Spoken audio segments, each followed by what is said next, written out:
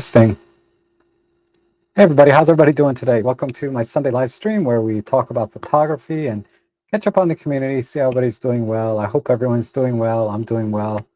Um, wow, it's been a crazy a week for me.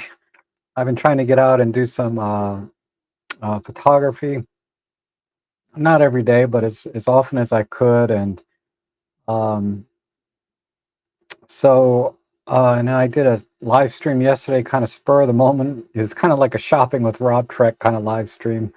And I'll probably do another one like that for Amazon Prime Day, where I'll be live and you guys can ask me questions about gear you might be thinking about getting, or, and it can be anything like accessories, camera bags or tripods, filters, etc., like that. I have a lot of brands or products and features that I like to look for when I'm shopping for accessories. I'm always buying things myself, and I'm a very detail oriented person, so I really look at the fine print before I consider purchasing anything.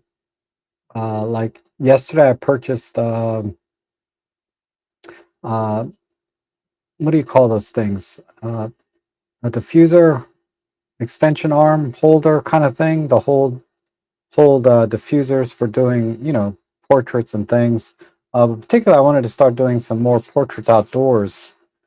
And since I'm a one-man band, I got a uh, diffuser holder so that I can set that up somewhere and either use natural light using, sort of a scrim or shoot through type diffuser, or, um, just a reflector. But let me check in who's here. And I see Marco and Darko and Jesse and Zoltan. John follows. Good to see everyone.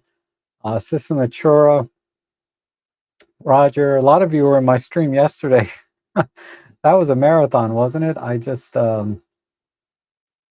went for 3 hours, and I just got back from photo walk this morning with the photo club. We started at 5:45 a.m. for the sunrise, and maybe I'll share a couple of pics I took. I've called them a little bit, but I haven't really done much editing yet. So you're gonna see pretty much straight out of camera some stuff. Because I was testing out a new lens, and for the Sony camera, which some of you have been asking about. It's going to be released this weekend, not today, but like Friday, I think. And I might have my review out probably over the weekend or Monday of next week.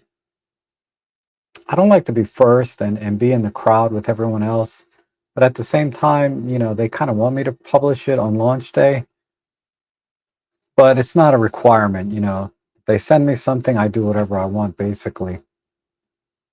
But let's see, Serge is here, and Wayne Cox, good, Lasse.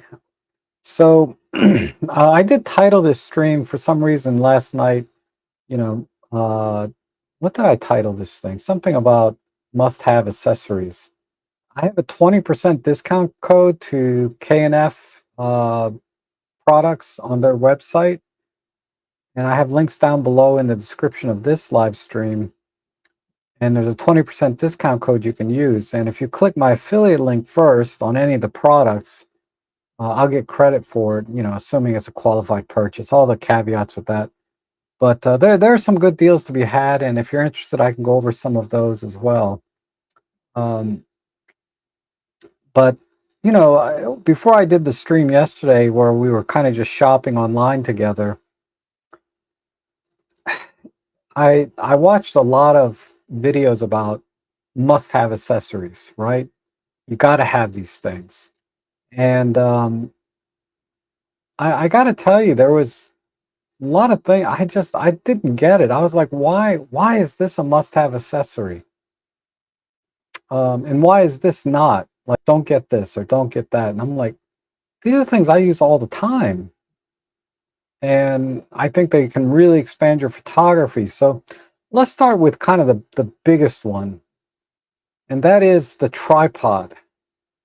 I cannot believe some people say, tripods is not a must-have accessory when it comes to photography.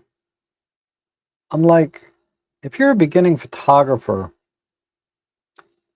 tripod, I think, is probably the very first thing you should get, even before buying a flash. I mean, it's a close call there for me, to be honest, but if you were to ask me right now, flash or tripod, I would say get a tripod. Some days I might say get a flash, but generally speaking, I think a tripod is a must-have accessory. And there were arguments being made, and let me know in the chat what you guys think. Uh, the argument is being made that, our cameras have image stabilization, and, there's just, and how often do you really need to be on a tripod? They were like, so it's not a must-have. Because, and I get it, image stabilization, our cameras are amazing, and it has mitigated the need for it in situations when you don't have a tripod. Because some people can handhold a freaking camera with image stabilization. If you lean up against the wall, or you're really steady, I seen people do 20-30 seconds handheld tack sharp with the image stabilization. But that's not normal. For me, normal is like if you can handhold a 30th of a second tack sharp with image stabilization, that to me is normal. I think most people can handle that, depending on the focal length. Right? We're talking normal focal lengths, and if you can get down to 1 second, you're kind of normal, but really good. Like, yeah, they're really good at hand holding, very steady, good technique, etc. 3 point, all that good stuff. But I totally disagree with anyone that says a tripod is not a must-have accessory. Now you gotta have it if you want to do long exposure, if you want to do astrophotography, or uh, gosh, what else?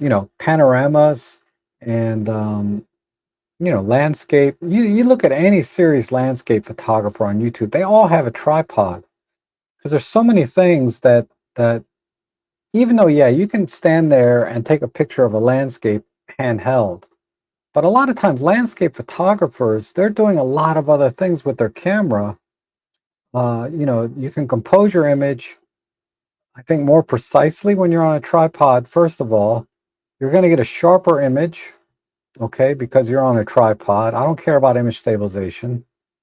And then, because oftentimes you're shooting at f8, f11, and your shutter speeds are down to like 1/10 of a second, etc., right?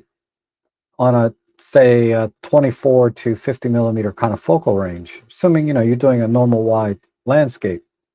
If you're doing telephoto, it's even more necessary. But landscape photographers, they're working with these little square filters, and they're dropping them in the front of the lens and making adjustments. And then they're fiddling with their controls and dialing in settings, checking their histogram.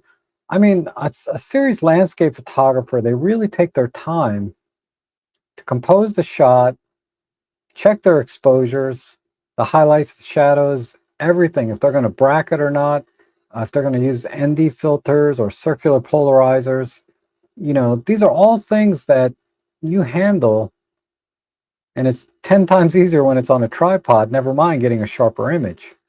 Astrophotography, that's guaranteed, 30-40 second exposures. Sometimes you're on an intervalometer and you're gathering, hundreds of exposures. You can't do that without a tripod. And uh, other normal long exposure stuff like waterfalls. And anyway, I could go on and on about tripods, and I think it's so important to have one.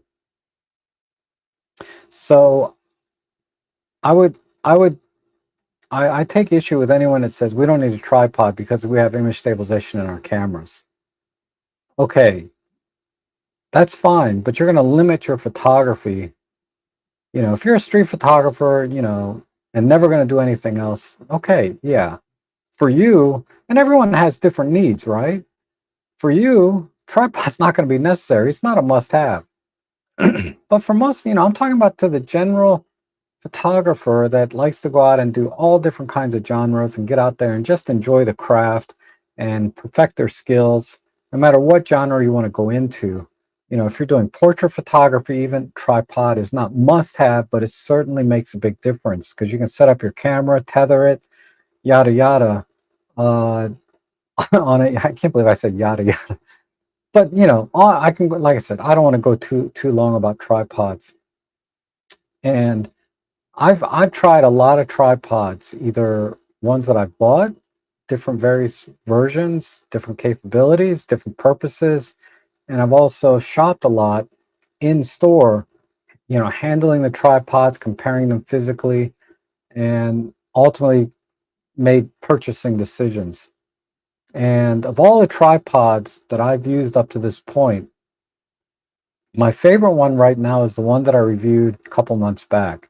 And I have a link to it below down in the description from K&F. And with the 20% coupon code or something, it's about 150 bucks. It's carbon fiber. It has a very good height level and it's very, very strong, very lightweight, but it's not super compact. It's not really a travel tripod where it compacts down small and you can put it in a bag. But I rarely travel, so this tripod makes more sense to me because when you have travel tripods, typically have 4 or 5 sections, and they're inherently less stable. In practice, it's not that much difference, but um, the overall height of travel tripods aren't as high as the one that I use. Um, I took it with me this morning. It's over there, but like I said, there's a link below if you want to check it out. And that that has been a great tripod for me, and I've been using it for several months now, pretty regular, and it's been fantastic. I have another tripod that I'm reviewing, and I'll talk about that more in another video or live stream. Uh, and it's a great tripod too for many many things, but there's one deal breaker on that tripod for me. Not for everyone, but for me, there's one deal breaker on that tripod. But otherwise, it's fantastic. Um, So that's one thing. Another must-have accessory that I think photographers need are like circular polarizers, an ND filter, and a variable ND filter. You need 3 different filters. Uh, one is the circular polarizer, helps reduce reflections, speculars, and increases the contrast of the scene. You get richer skies, richer colors. There's some people that shoot only with a circular polarizer attached in everything they do. And like I believe Walter, he's pretty much dedicated circular polarizer on his lens, and he's primarily a portrait photographer. But I'm a casual circular polarizer guy. I should use it more often, but uh, I haven't worked. I don't have the workflow. Like by workflow, I'm meaning what do I pack and go out because I have so many. I have so many cameras. It's like filters are the last thing I'm thinking about before I think about what lens I'm going to bring. But uh, but I definitely, when I use the circular polarizer, it definitely makes the images better. Okay, and I think it's a must-have accessory. The other thing is the um, ND filter, and there's 2 kinds. There's the fixed ND filters that just are like sunglasses. They just have one level and they darken the image by so many stops. So if you buy a 10 stop ND filter, 1. 2, buy a variable ND filter, 5 stops. So you go 1 to 5 stops, and then you buy another one, 10 stops. The 10 stop filter is so you can get those long exposures in broad daylight. And you can get your exposures down in very harsh sun. Typically, you can get down to 5 seconds or less. And in shade, you can go 30 seconds a minute with the 10 stop ND filter. But typically, you only need about 3 to 5 seconds for waterfalls and moving water. Unless you want to go really glassy and smooth, a little bit surreal kind of look, then you need about 30 seconds to a minute, in which case you probably need to go into shade. Uh, the 5-stop variable ND filter can get you down to that 2-3 second mark, and that may be enough to smooth out water and moving subjects, just enough to give your image a little bit of polish. But primarily the 5-stop ND filter, I think the best use is for when you're using flash and you don't or cannot use high-speed sync. And because some of us just don't like to use I'm not a big fan of high-speed sync in general. I'll use it once in a blue moon, but it's a last resort. If I have a 5-stop ND filter, I will always use the regular sync speed, 1/200th, 1/250th, whatever the camera I'm using, the sync speed is, and then dial in the variable ND filter to what I need to adjust the ambient light to what I want it to be, and then adjust the flash power, etc. So, it's a process, right? But a variable ND filter is great for flash photography. And then flash is another must-have accessory. I've recommended the Godox TT350 in the past. I still recommend that flash with a little reservation these days, because I found over time, I've had the one Godox TT350 for about 5 years, and it's still working great. It had a little bit of downtime because the contacts got, I don't know, they when I put the batteries in, it just wouldn't power on. I tried cleaning the contacts, cleaning the battery contacts, and it got really flaky. And then so I sat down one day and really cleaned the flash, and now it's working fine again. Uh, but the other thing is the overall size and everything is fine, but it's excuse me. But I'm a little bit reserved now to recommending it because I've heard of some quality control issues, which I have personally experienced. Because I ordered when my TT350 was getting flaky, and I don't, I don't fault it because 4 or 5 years is pretty good life out of a flash that I used regularly. I bought a replacement, and there's a power issue with it, some kind of quality control issue that I did not discover until after it was beyond the return period. There's probably a warranty or something on it, but for $80 flash, I'm not going to go through that. But it doesn't work. Brand new TT350, it just does not work. You put batteries in, it won't power on. And when I Googled it, I found many other people are having issues, and they returned it and got another one, and they were fine. So the TT350, if you get one and it works great, you're fine, but just be cautious that if you get one and it doesn't, test it out a lot your first couple of weeks and make sure it's functioning properly, because you may have to send it back. I also recommend like the Godox V1, the Godox TT600 if you're on a budget. The TT600 is a full power flash that uses 4AA, and it's compatible with the X wireless system, and it's like 60 bucks, and it's a great flash. Uh, if your budget allows, uh, I would always get a lithium ion powered flash like the V860, the V1. Uh, much longer than say AA, AAA, or AA batteries. So these are flashes that I highly recommend. Um, Another accessory that I think is great is so I talked about the filters. Okay, gear heads. The gear head. I should have a screen up so you guys can look at this stuff. Sometimes it's not so obvious. And I assume my audio and video is better today. I hope everybody can see and hear me okay. I think I fixed the audio. Last week when I was live, I was using the computer's microphone and not this microphone. So that's why it sounded so awful. So I apologize for that. Um, But yeah, let me pull up a screen because I want to talk about the gear head. I use a Benro gear head, but K&F has one, and I'm going to discuss this a little bit. Uh,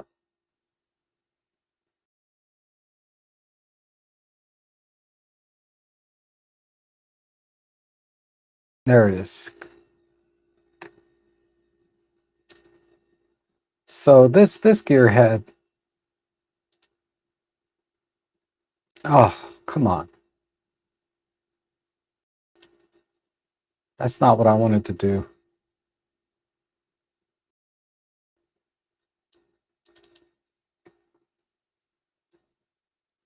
I wanted to do something like this.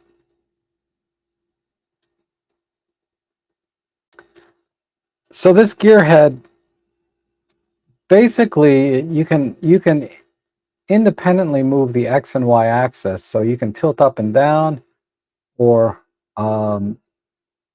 rotate 360, or kind of pivot right on the Y axis and the X axis, so that you can level the horizon very easily and level your camera so that the focus plane is parallel with whatever your subject is.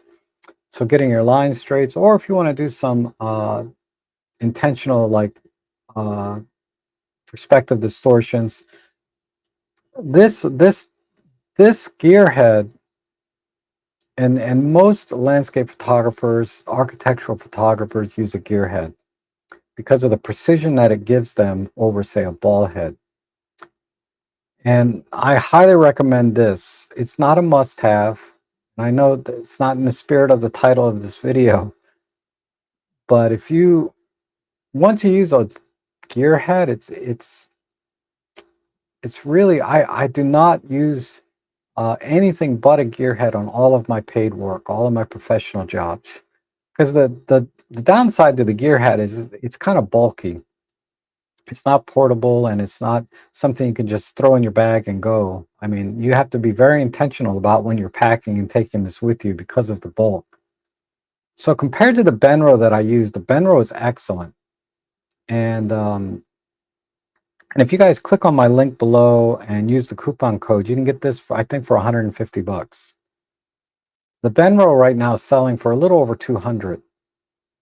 And I've seen it on sale for under 200, but on any given day, on any given sale, the K&F one will be cheaper. And even though I've not, and I might ask them to send me one, even though I've not reviewed this personally, or have seen it or had it in my hands, another person, Nathan Cool, he's a creator on YouTube that does real estate photography professionally, compared this to the Benro and said that it was every bit as good as the Benro. Another significant benefit to this one is that it's about a ½ inch smaller in any direction than the Benro gearhead. So it's smaller, and certainly the capacity is fine in terms of how much weight, because you're not going to put super telephoto lenses on this. This is generally for normal size lenses. I mean, you could. I don't know why you would, but you could put super telephoto lenses on it. But generally, it's for normal focal lengths, wide angle to short telephoto. And it's perfect if you want very, very fine precision in your compositions for like architectural, landscapes, um, and other creative purposes, like for doing panoramas. This is an excellent tool that will just make your workflow so much easier in the field. You may have seen in some of my videos, particularly my day on the job type videos where I go out and I shoot a property.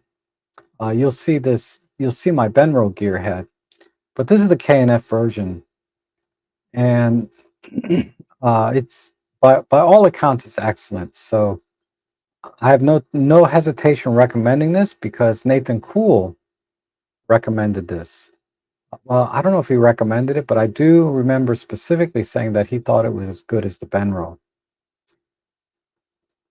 Okay, so those are the key kind of must-haves. Really, you should get kind of accessories.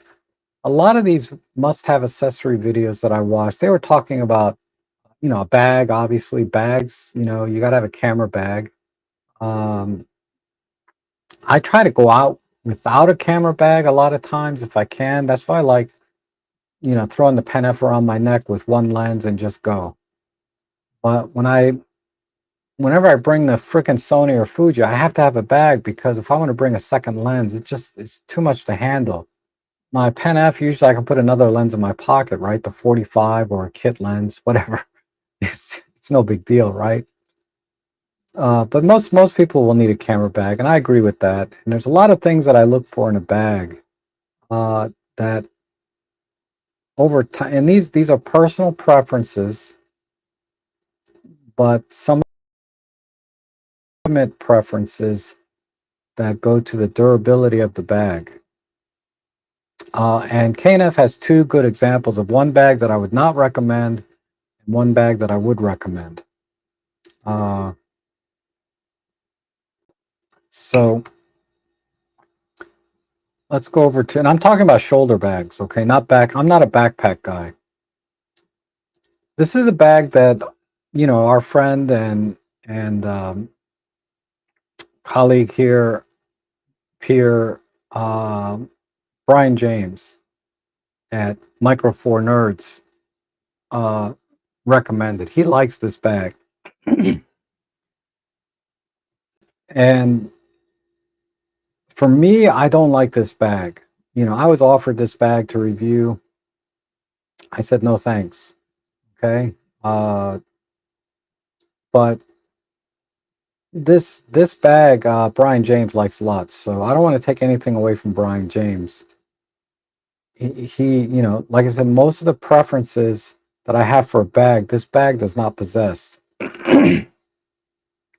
So I'm going to talk about what I look for in a bag, and you may or may not agree, right?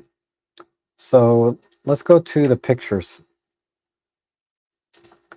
So first of all, this bag is synthetic leather. Now, synthetic leather over time is eventually going to crack and peel, and just it doesn't have the durability of real leather. So I don't like products, a little bit of synthetic leather's fine for accents and things, but even then I try to avoid it. But I'm not a big fan of synthetic leather. Now, if you take care of it, use leather conditioner, because I used to have a synthetic leather jacket, and I maintained it with synthetic. I'm sorry, with uh,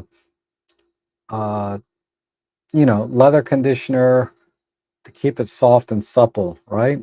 Leather conditioner works just as well on synthetic leather as it does real leather. This will last a long time, but I'm not going to do that for a camera bag. Okay, you could, but I'm not going to do that for a camera bag myself, and it's going to be. It's just not going to hold up over time. The other problem, let's see what the next picture is. Okay, the stitching I'm not that impressed with. Single stitching here, okay? This clasp, I don't like these clasps or this link and hook loop system because there's, this point is a failure point. I've had this point break on me before. And then when you're carrying the bag around, this thing makes a lot of noise. It jingle jangles as you're walking around. I just don't like it. Now, it has the advantage of being able to, here's an example. It has the advantage of when you put the strap around your neck, it swivels around the base like this. So you can straighten out the strap around your neck. But yeah, this when you're walking around, it jingle jangles. I don't know if you can hear it because I got all kinds of noise filters and everything on. But yeah, I don't like this. Uh, I much prefer the strap being stitched in to the bag itself. And then the stitching on this bag, it's hard to see, but it's cross-stitched. everywhere. So it's very, very strong. You have terrific cross stitching here. And as far as tangling and wrapping around, when you pick up your bag, just pick it up with your thumb like this, no matter how tangled up or twisted your strap is. If you pick it up with your thumb like that, it unravels just like that, and then you can just put it around your neck. So no matter how twisted up this is,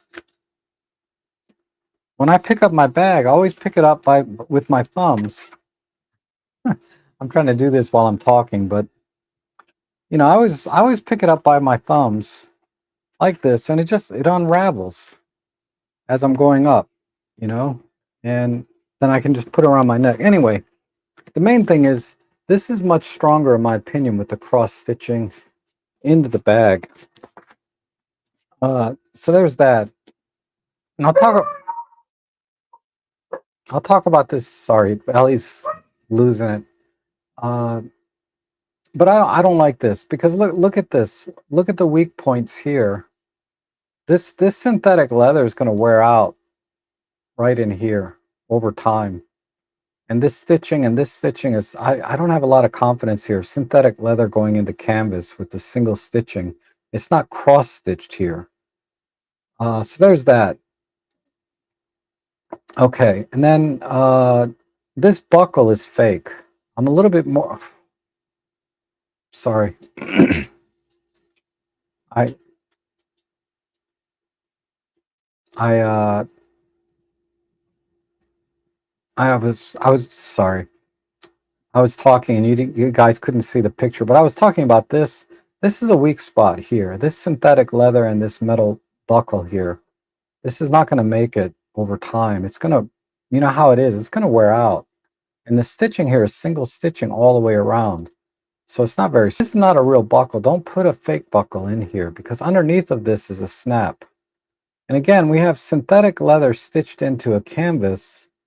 This looks like a nice brass button, but I don't like these snaps. And I don't like this. This to me is just, it's not going to make it. And again, look at all the synthetic leather here. Uh, it's just, it just doesn't inspire confidence in my opinion. Okay, now looking inside the bag, it's very hard to see, but there's a little black strip here for the AKA Velcro that the flaps attach to. This is just a single strip. The Velcro does not, the inside of this bag looks like it's sort of a smooth nylon. So the only attachment point is here along this strip, and there's probably a strip at the bottom, but everything in between is just a smooth, shiny type nylon. So it makes it easy to slide things in and out, but at the same time, uh, it's not as flexible as if everything inside here was kind of that cloth material that works with Velcro. Um, okay, I much prefer everything inside being cloth. That way, if I have other dividers and things from other bags that I can put in here, because I'm always stacking things in my bag, and I like to take dividers from other bags and put them in the bag that I'm using potentially, depending on the configuration and gear that I'll be bringing. And I can do that with my other bags because the entire inside is kind of a cloth material that the Velcro hook loop things can hook to anywhere in the bag. And then if you look very closely here, I don't like this. This is not inspire confidence. The single stitch all the way around for this synthetic leather into the canvas. It's for cosmetic purposes only. It doesn't serve really any function. Um, so I'm just not a big fan. Now I like that there's a little pocket here, and it looks like in the front there's a little sleeve here for a very slim pocket, which is okay, but I much prefer a zippered pocket on the front. So there's no zippered pocket here on the front, if there's one at all. The side pockets are good. They're expandable, and you can slide things in and out very easily. I prefer that over, say, one that you zipper. I'd rather have it open so I can slide things in and out very easily. And then going to the back, okay, they don't have a picture of the back on this particular page. Let me go down.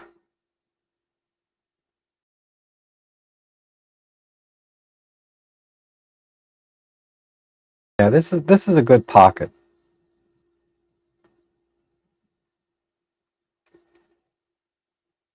Okay, if you look at the back, there's no zippered pocket here. This to me is very important as well, because I like to slide things like my my commercial licenses and permits.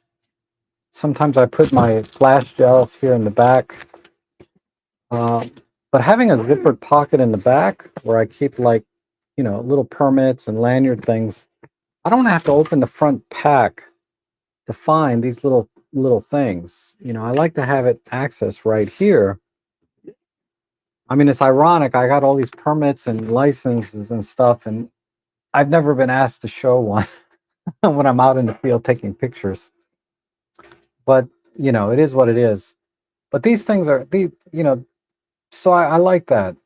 So this bag to me, feature wise, is missing a lot of things. I prefer the strap to be stitched in with good cross stitching. I don't like the synthetic leather. I don't like that it's missing the flap on the back.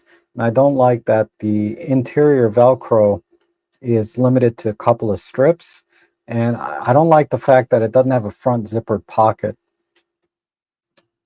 Okay, because if we look at the Temba here, this is what I ended up actually buying, was a Temba DNA 9, like 130 bucks. But when you open up the front zippered pocket, everything stays insecure, first of all. And then there's additional pockets and zippers inside to put batteries and filters and whatever else, what do I have? USB cables, lens cleaner, fiber, all your normal stuff, right? And the buckles on this has an excellent buckle. It just slides in magnetically into the side here. I really like the buckles. And then in addition to that, it's Velcro. And the Velcro is an interesting system because, sorry, I'm covering the mic. The Velcro is an interesting system because if I pull up straight, it makes a lot of noise. But if I pull down, it's much quieter and opens up like this. Again, this is something very difficult to demonstrate on a live stream. But if you ever go to a camera store and look at a Tenba bag, pull it straight up with the Velcro and then pull down and pull it up, and you'll see a big difference. It's much quieter than pulling it straight up.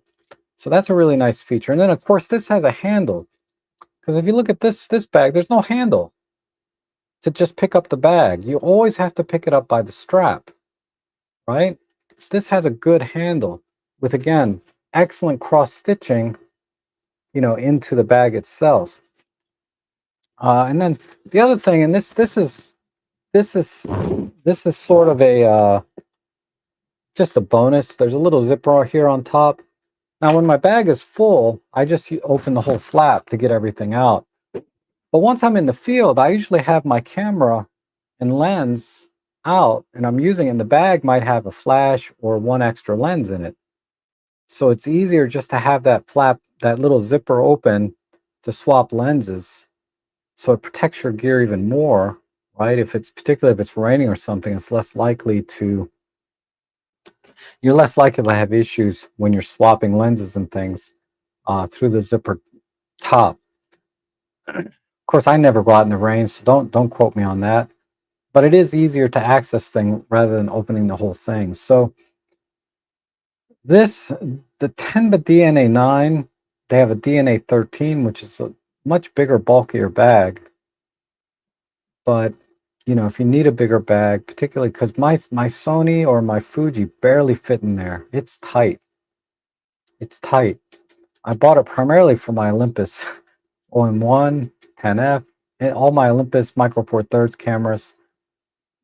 That carries so much stuff. I can fit like 4 lenses in there with the camera body and a flash. I mean, I can carry a lot of Micro Four Thirds stuff. But when I go to my Sony system or Fuji, it's like Okay, I have to be very, very, very picky about what I'm going to put in there, or very sure what I'm going to use in the field. So anyway, I know I went on a long rant about this bag. I did that yesterday as well because bag is definitely a must-have accessory, right? And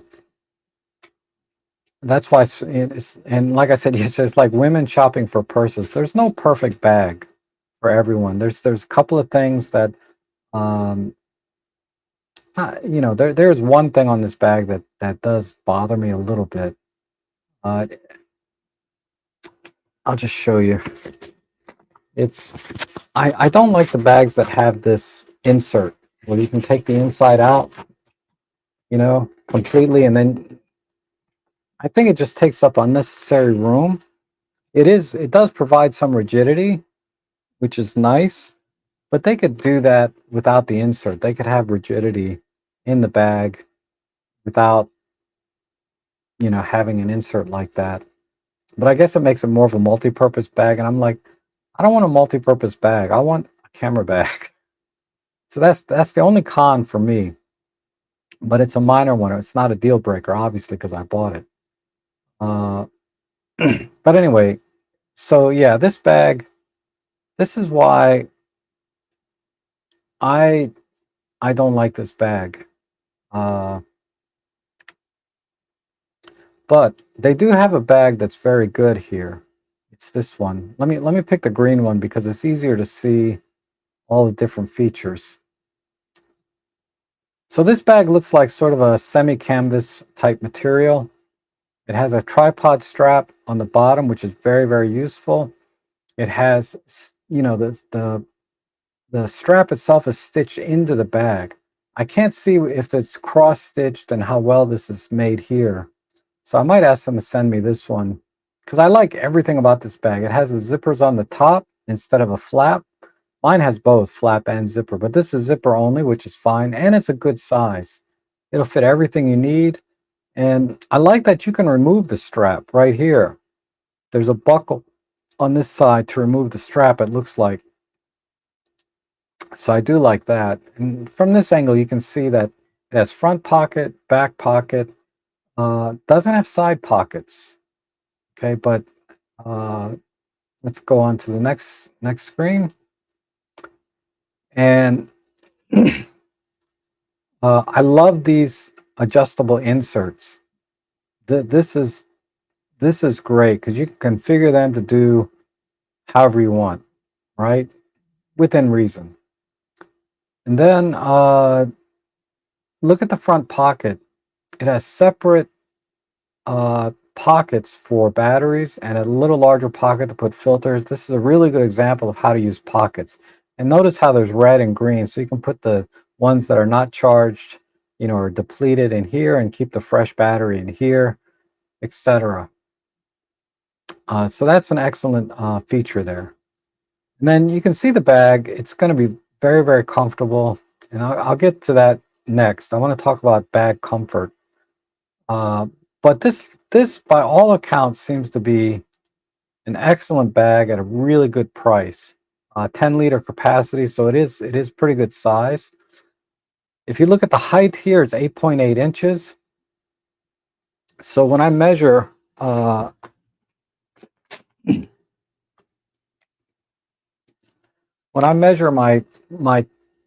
Godox V1 here, this Godox is 8.5 inches tall. So when I look at the dimensions of the bag, I look for the height first to see if I can slide my flash in straight up like this. And of course, this is about the same size with the lens hood. It's about the same size as my 75 to 300. So I can slide that lens in straight down. Very, very, it's very important because otherwise you're going to be having to lay things down flat this way. And then it's like the game Tetris, right? You're not going to be able to pack as much stuff into the bag. When the bag is just the right height, it gives you that wiggle room to do things like put things in vertically that can go in vertically, like telephoto lenses, flashes, other accessories. Um, and And then the overall width of 13 inches and a depth of 6 inches. Now this dimension here says 2.8 inches. I think this is a mistake. But it's 6 inches on the outside. You can assume you have about, at least 5 inches on the inside. So if you look at the height of a camera body, well, I don't want to drop something if I pick it up kind of backwards. But you look at the height of a camera body with viewfinders, it's about 5 inches. So you're going to be able to slide your camera straight in, and it's not going to make the bag bulk out, right? So it's very, very good height or depth. So dimension-wise, they got everything right, and 13 inches wide is perfect as well. I prefer 11 or 12 inches, because I shoot mostly micro four thirds, but very, very good dimensions. So this bag overall, I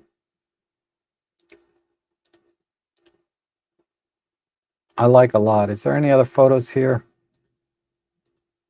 The only thing it's really missing are pockets on the side, and that's because of the design. This is designed as a sling or AKA messenger bag, because messenger bags I carry like this anyway, like a sling.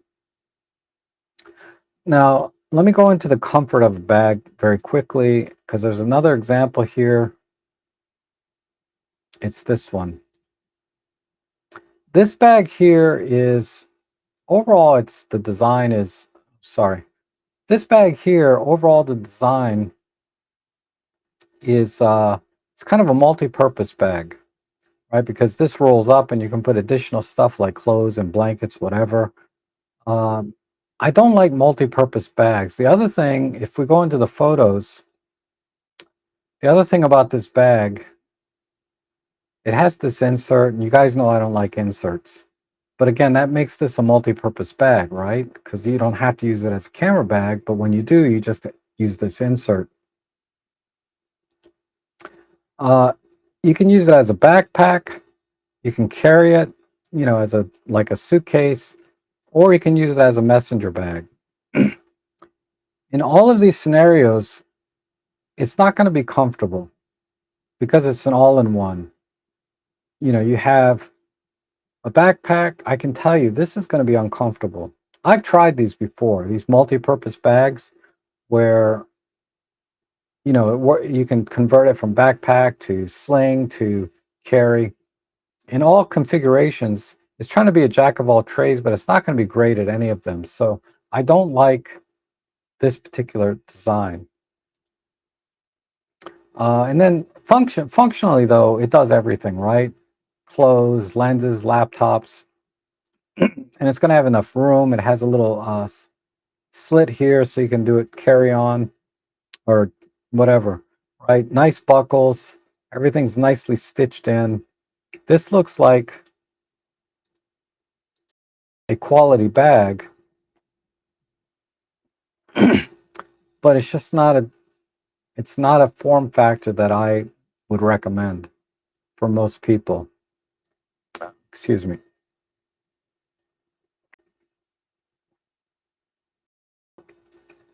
Um, Now, maybe there's a use case for you that this makes a lot of sense and it looks like a very good bag. It certainly is very functional and has all of the features that I like about a bag.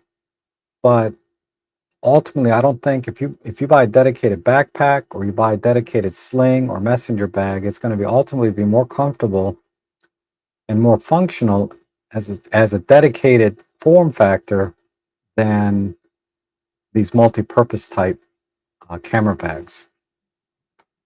Okay, so I think so that's camera bags as far as must-have accessories. What my opinion is on these things, um, and let me pull up one more thing real quick.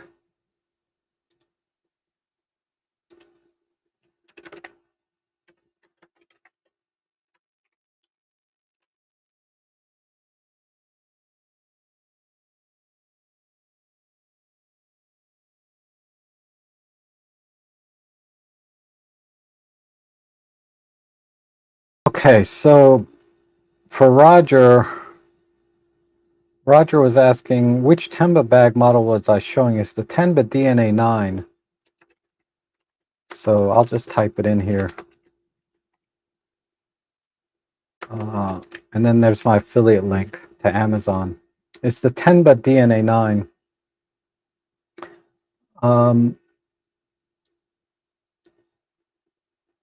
And if we look at the photos of it, you know, the material, this is not synthetic leather. This is like a rubberized sort of material. It's very durable, of course, waterproof, etc. The buckle system is excellent. You can see the front has a zippered pocket with multiple pockets and zippers inside.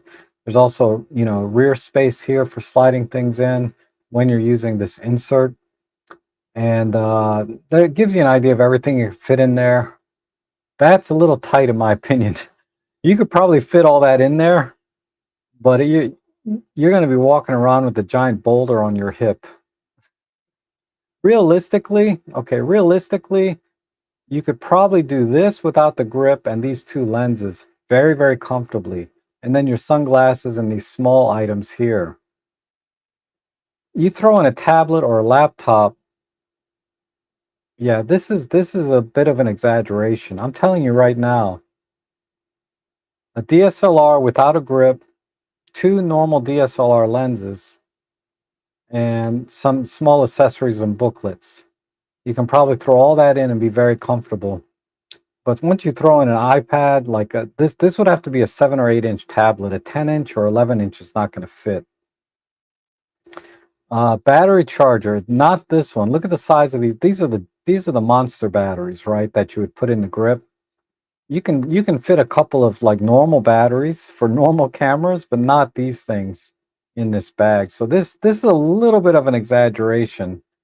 I don't doubt you could fit all that in there, but man, you're gonna be, yeah, you're gonna be hurting. Um,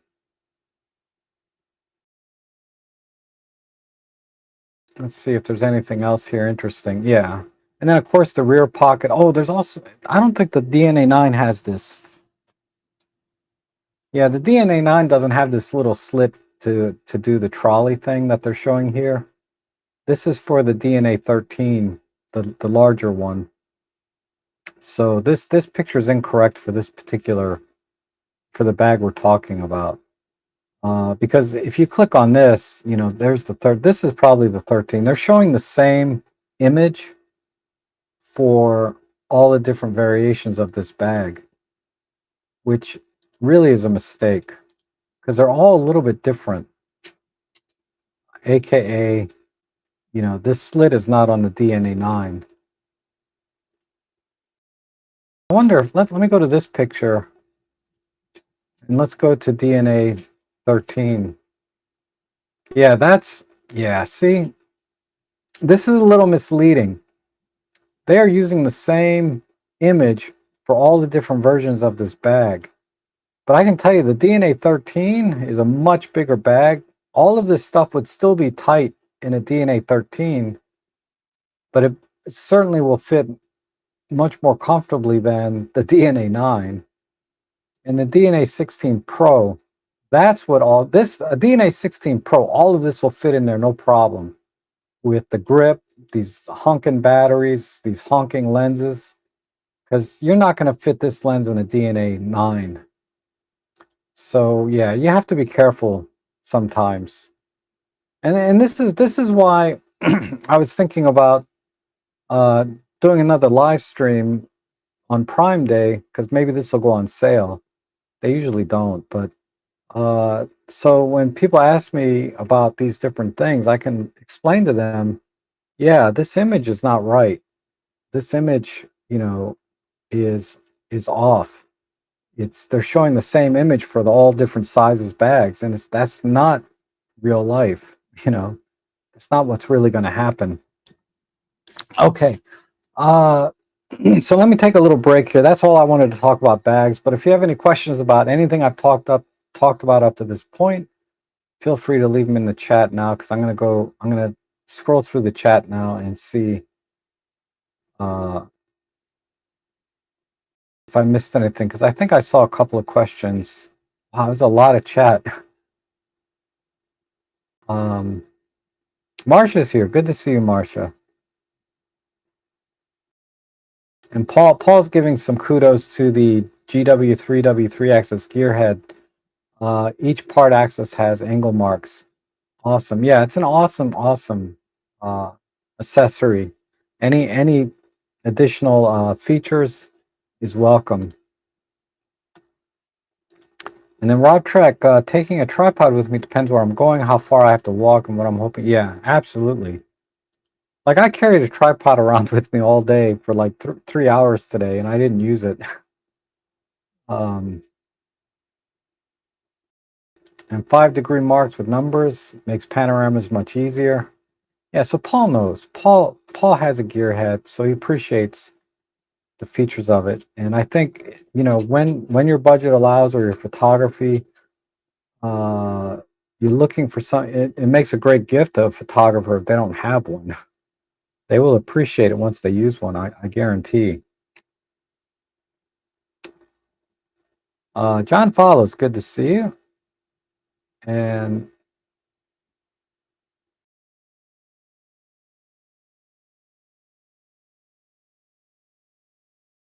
I see some discussion about batteries. I'll talk about that in just a second.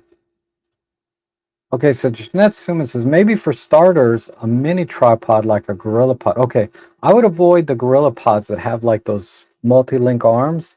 I would get a solid tripod with legs. There's several good ones. Sue makes some really good ones.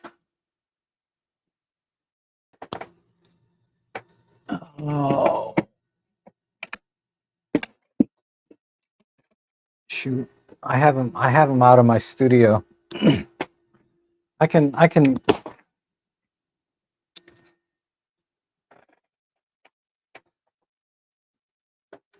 this is not a mini tripod. It is, but not the kind that maybe I can find one online real quick.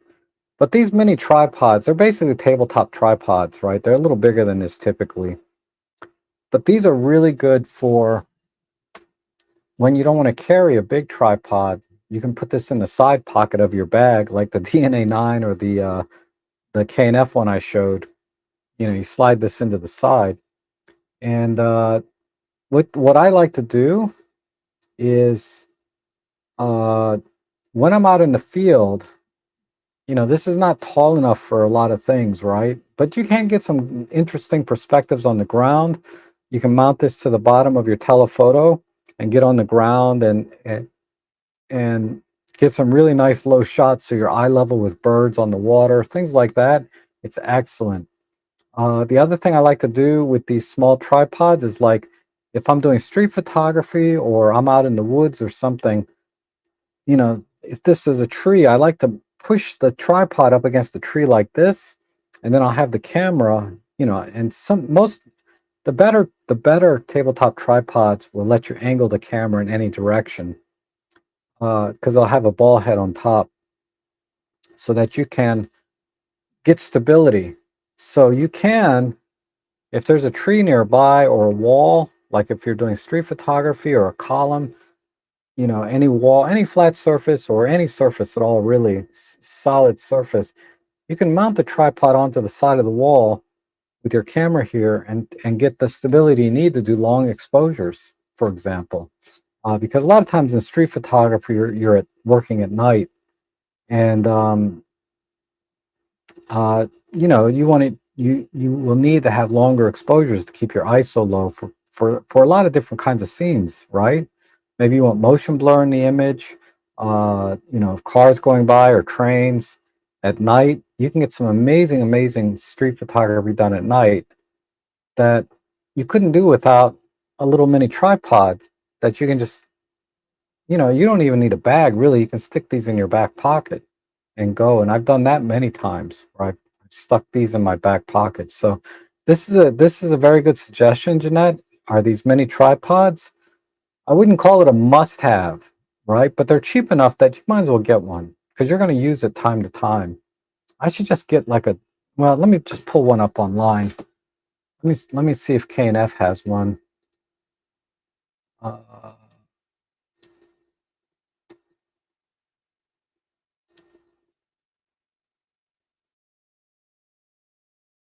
mini tripods. So they do have some mini tripods here. Let me get this to.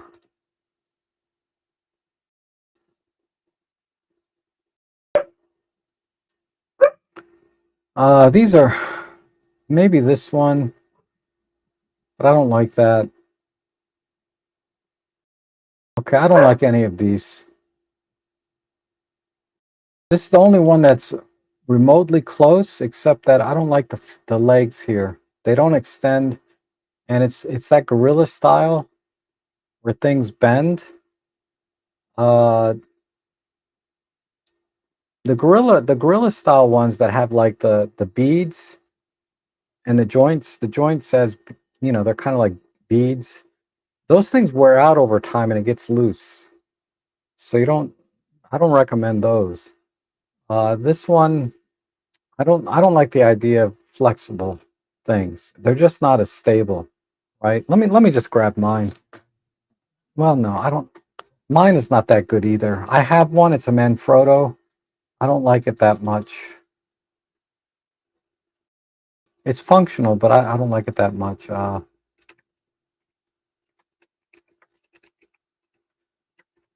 Sure makes a really good one.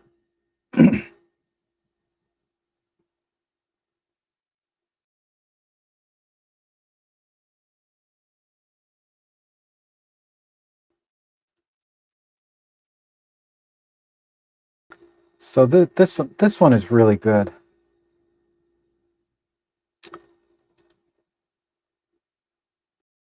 I don't have this one, but someone in our photo club had one and I used it.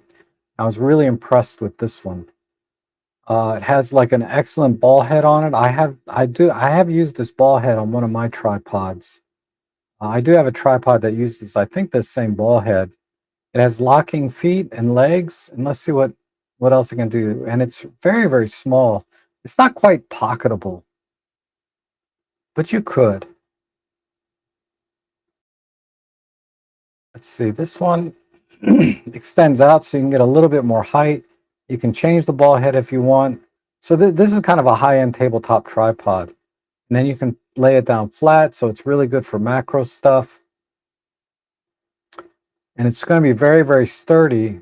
And because it has this ball head, you're going to be able to rotate your camera back to a normal landscape position, horizontal position. If you put the tripod up against a wall or a tree, you can use the ball head to rotate your camera back up to a normal position, or leave it in the portrait position, the vertical. Either way, this is an excellent tripod, and it has a standard Arca Swiss plate on it here at the top. It's a mini Arca Swiss, but it's standard. So if you want to do attach any other kind of camera, because most of I'm all in on Arca Swiss. So all of my cameras, the base plates all have Arca Swiss compatible uh, bases on them, and not that you would do this, but most lenses have Arca Swiss feet on them as well, right? And if they don't, you can buy Arca Swiss feet for your lens collars. And then of course I always have plates that are Arca Swiss compatible. And the reason I do that is because I always forget plates. For those of you that only have one or two cameras, it's probably not a big deal. But since I have so many cameras, uh, it got to a point to where I was always having to swap plates. And so these full bottom plates increase the rigidity of the camera on the bottom, so they're more durable. Because a lot of cameras today are plastic, right? And I don't care what brand it is. Even a full metal body camera, people have busted their tripod mount on the bottom of their camera, but the plastic ones are more prone to that. So I like full metal base plates to give the overall bottom of the camera more rigidity. And a lot of those are Arcus compatible. Some of them don't have that, but I always look for ones that do. Okay, good to see you, Jeanette, in the stream. And Thomas is here. And the KNF Gearhead tripod is well rated on Amazon. Good. So yeah, when Nathan Cool says something is good, I trust his opinion because he's a working photographer. I mean, I feel like he's transitioning more to education now. He's a multiple stream income kind of guy, right? I guess. And then John says, sorry, I do lots of landscape. I never sent any shots into your live streams after using a tripod. Travel light, even with big white lens, no tripod. Yeah. No, like I said, it's not a must-have for everyone. But I think you know, if you're shooting normal landscapes and things, I don't know, if you want to get hardcore into landscapes where you start using the ND filters and you're dialing in settings, these kind of things, using a tripod is indispensable in my opinion, as I discussed. But yeah, for a lot of people, you can just go out with any camera. The image stabilization our cameras does mitigate the need for a tripod to a great extent for a lot of people, like John, for example. But I think I I would still tell people to get it. Like in your case, John, I'd probably say don't get a tripod, get a flash, as your next accessory. Okay, and then Calvin is here from Lake Maine. Awesome. And Rob, does CPL have a lasting effect on RAW files? Yes, it does. It does impact a RAW file in a positive way if used properly. And that's true for JPEGs or RAW. It's meaning by reducing reflections and glare and giving the images more contrast and pop, particularly for woodsy, foresty, foliage type scenes. Also very good for seascapes and skies, for giving them more pop and clarity, or very foggy, dense, foggy areas. It also give that fog more contrast and texture. It's just great for everything, and it will directly impact a raw file the same way as it would a JPEG, if I'm reading your question correctly. Okay, let's see. How good are the in-camera ND filters like the ones in modern cams? So if you're referring to like the the digital ND filters in the Olympus systems, they're fine.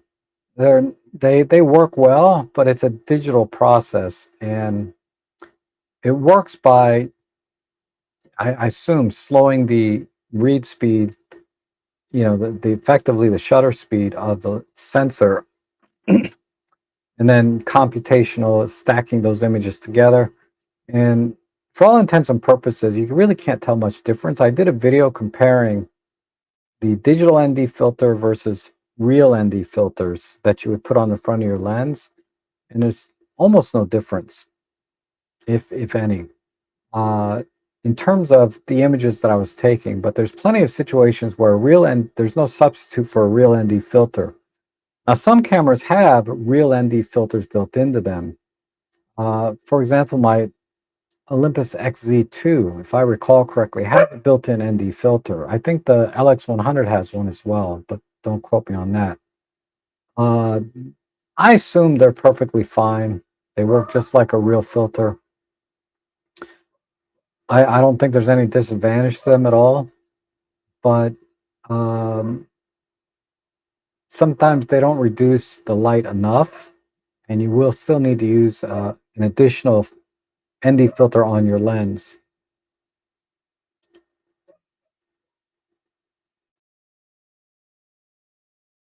Hold on one second.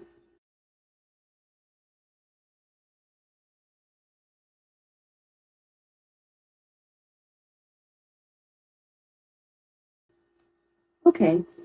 All right. Just checking. My Kodak's flash have been great, except the retro Senior, I spilled coffee on it. Ooh. Yeah, I have that retro one over there. It's great. I had the V860 for Fuji, but now that I'm Nikon based, I need to get one for Nikon, but want to get the external 200 Godox strobe instead. Really, all you need to do is change the radio trigger, unless you're going to use the 860 on camera. Uh, if you don't need TTL, the Fuji one should work on Nikon just fine.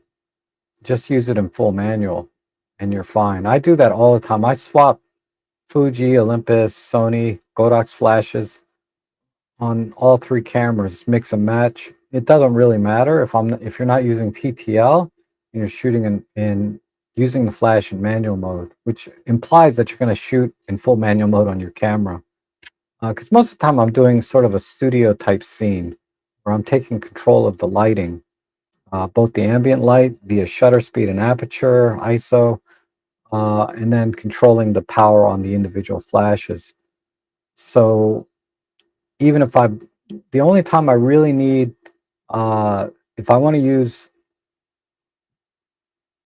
the Olympus flash on my Nikon or my Fuji flash on my Olympus, like I said, TTL is out the window. High-speed sync is not possible. The other issue that you will run into is that in your EXIF data, the camera will not report that it fired the flash. It'll just show as no flash, even though you did fire it. It's what I've noticed. So that's caused me a little bit of an issue when I'm culling my images and trying to find the ones where I use flash, and I'm experimenting and things. I like to compare flash and no flash a lot. Compare with and without flash, and that caused me a little bit of an issue uh, for my testing purposes. But other than that, I mix them up. The only thing you will need, though, but if you get the new Godox X Pro 2 trigger, it has a legacy mode on it where you can use it on any camera. So I have an Olympus X Pro 2 trigger, but I use it on my Sony, I use it on my Fuji, my Nikon, it doesn't matter. But I have to control everything manually. So it just depends on your intent, right? If you want to use TTL or high-speed sync, you will need to get the matching brand.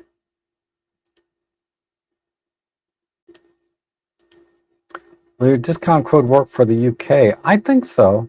Just try it. I don't know. I don't see why not. Because I think the shipping destination shouldn't matter, right?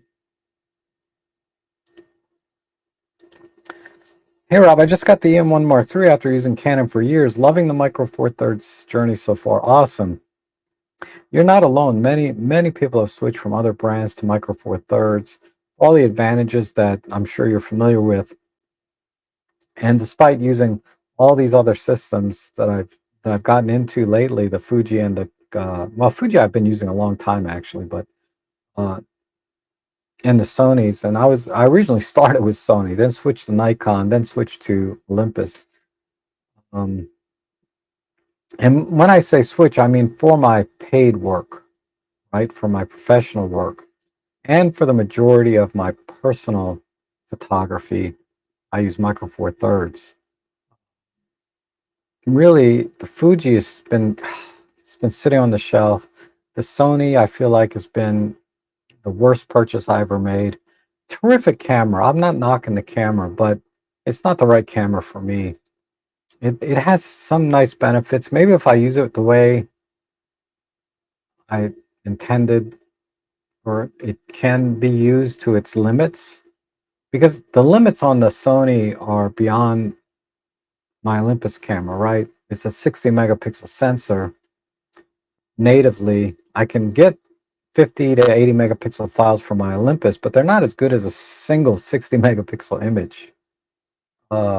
So there's certain limits on that camera that I never go into or need.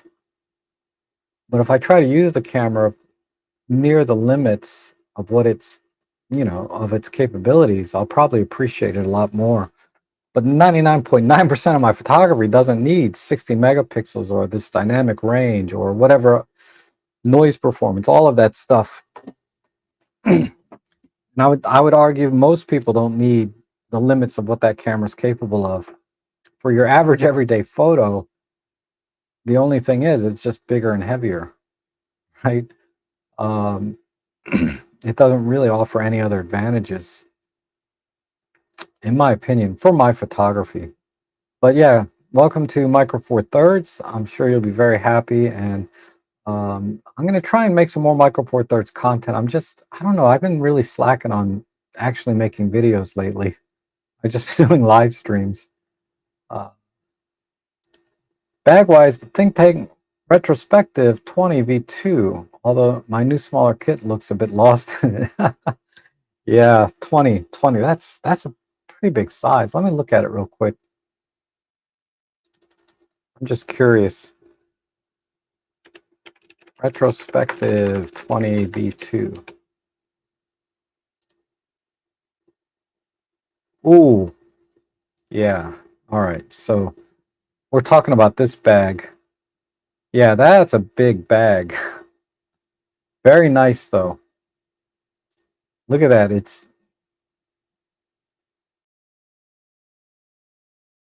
That's an excellent bag. Full canvas material.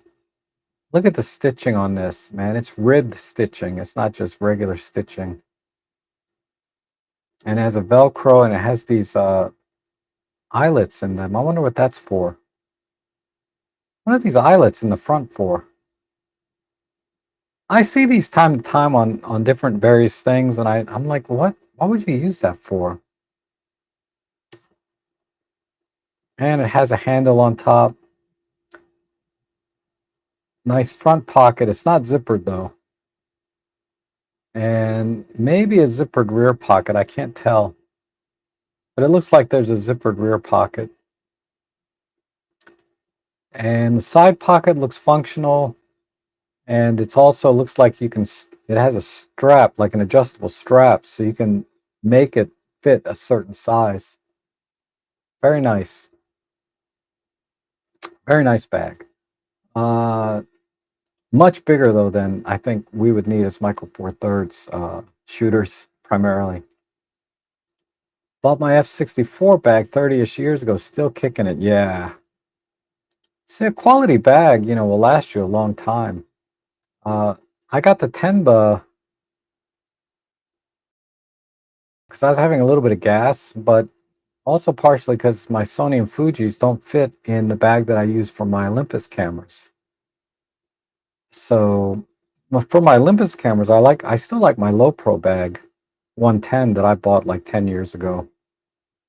Everything fits in there perfectly, except when I want to bring like if I want to bring an extra lens and a flash, what I can fit in there is like the camera with lens and an additional lens and some accessories, or a camera lens and a flash, but it's not big enough to carry like camera lens, extra lens and flash, etc. Size matters. So I have a series of different camera bags and a couple of ordinary backpacks to put in camera bags. Flexibility and no problem as hand luggage on a plane. Yeah, I bet a lot of us have a lot of bags, right? More than one, at least.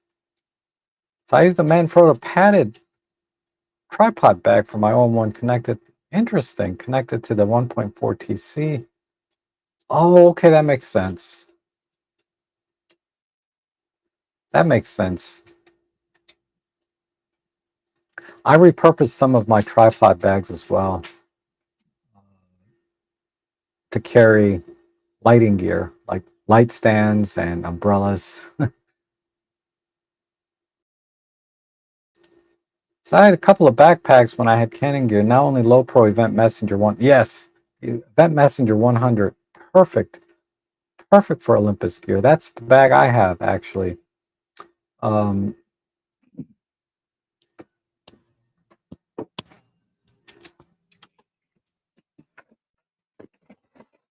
ugh, they don't make this anymore. But this is the Event Messenger 100. Okay, so again, excellent cross stitching, a ribbed strap. We have a pocket in the back where, what do I have in here? Ooh, some wipes. Okay, and then side pockets, of course, on both sides. Awesome. Zippered front pocket, right, with additional additional pockets and flaps inside, of course, right? And then the padding here, this is all, so I can use dividers and dividers in here from any of my other bags, and put, in fact, this is not the original divider for this bag. It's in here now. I can use this because you can see the cloth goes all the way down. But yeah, this is perfect. I put my OM1 over here, fits perfectly, and then I put like either a flash or my 75 to 300 on this side, or I can put like my 45 and 25 on this side and my Godox TT350. Everything fits in this bag perfectly for Micro Four Thirds, and it has all the features, right? And it has an additional buckle here to snap it shut. And the Velcro, if you don't want the Velcro, you can flip this over so there's no sound, right? When you open this, it'll just flap open. I prefer the Velcro on, but if you want a completely silent experience, you can flap those over. So yeah, this is perfect. And you see how when the corners fold in like this, when you close it, just gives you additional protection. If you can, I paid like $50 for this freaking bag, 10 years ago, and that's a lot of money 10 years ago. It is today. But this is probably the most perfect bag ever for Micro Four Thirds. And I use this bag a lot. I just washed it in the washing machine, so it might look a little wrinkly, kind of, but that is a great bag, and it's lasted me forever, and I don't see it ending, right? I think that'll last the rest of my life. Uh, so I'll probably use this thing forever. And what I talked about, the height, right? Having just the right height. So as you can see, I can slide my Godox V1 in here and close it. It's fine. It's a little bit tall, but it's fine. It still buckles. But usually I bring my TT350, not this thing. But I know my 75 to 300 fits in there perfectly, as well as the OM1 with 12 to 40 and 2 primes. So it's very similar to the Tenba DNA9, but smaller even. So it's perfect, goes everywhere. Mike Wyman, I'm sorry, it says, hi from a new Olympus shooter from Sweden. Hi. Seen many of Rob's videos. I must say thanks for all of them. And speaking of bags, I'm getting rid of my big rucksack for my Canon days from my, yeah. So yeah, shop bags. The Tenba I really like. This one you won't find anymore. The DNA Messenger. I have another bag that I use a lot because it holds more than this. I try not to use that bag because it holds a lot. And they don't make it anymore. It's a Swiss something. That's been a great bag. The only problem with it is a little bit floppy. It doesn't have the rigidity of, say, the Tenba or this Low Pro. So when I put it down, it just falls over. So I don't like that part of it, but I do like, where is that bag? That bag, okay. This is something else you got to look out for in bags.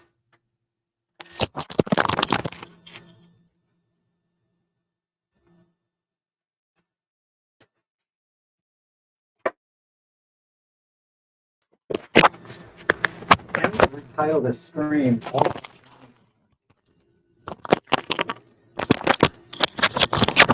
Sorry, I didn't set up my mic properly today, so it keeps falling off. What I was saying was I need to retitle this stream, all about camera bags through the eyes of Rob Trek. Okay, so this bag here, this has been a great bag too, right? Has the handle on the top. This is not zippered, but it does have pocket in the back, has a zippered side pocket, but it also has regular pocket that's not zippered. So I like this combination of zipper and not zippered on the outside. Of course, we have, stitched in strap, which has been really good to me. But this one has the same issue with, see the Velcro strip? So I'm pretty much limited to using the dividers that came with this bag, because sometimes the other dividers aren't tall enough. They're too short, so they don't quite reach this side. But then we have a zippered front pocket with, additional pockets and things in the inside, which is great. The problem with this bag, though, ultimately is um, it just doesn't have any rigidity. Okay, the bottom is rigid, but this way it's just, so when I put the bag down, it flops down. When I pick the bag up, the flap comes up like this, even when I have the buckles attached, because there's no Velcro on the front. But I can fit so much stuff in this bag. I use this bag a lot because I can fit so much stuff in it, and I like the very slim profile of this bag. This is still one of my favorite bags. This zippered pocket is a little dangerous. It's great, but I can't tell you how many times that I forgot to zipper this closed, and then when I open the bag to get stuff out, stuff falls out, and I've lost things because I put stuff in here. So this is sort of a design error here. Uh, putting a zippered pocket on a flap that if you lift it up, all your crap's going to fall out, and you may not notice it. You may not notice like a battery fell out, and then you're out $100 battery. um, it's happened to me. Uh, Battery once or twice, but other things I've lost, like filters. So I stopped using this in the front. Let's see, what are these eyelets here for? I don't understand this. Like I said, I see this kind of thing time to time. So this bag, so what I did is I got this cutting board and I put this into the back like this to give it some rigidity now. And this doesn't add any weight, right? It's just a cutting board. I put this cutting board in the back to give the bag some rigidity, and this helps a lot. Uh, this makes the bag more comfortable to use because, in the field, you're trying to get your stuff out, and the weight of whatever's in there makes the bag kind of sag like this, and then it makes it hard to get stuff in and out. So that's the only thing about this bag that I don't like, is there's no rigidity. But adding this cutting board helps with that. So now when I open it up, the bag is not folding in on itself when I'm trying to take things out. Okay. Um, but yeah, that's welcome to Olympus, and I'm sure you'll be very happy as I am. Hi, Andreas. Good to see you. Um,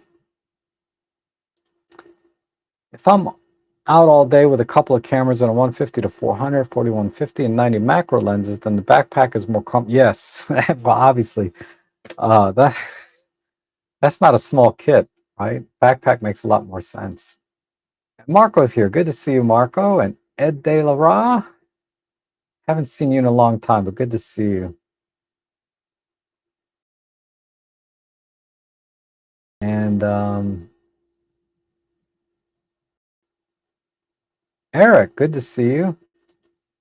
Off topic, dryer broke. Got to use laundromat today. Oh my God. I actually, for my day job, I photograph a lot of laundromats.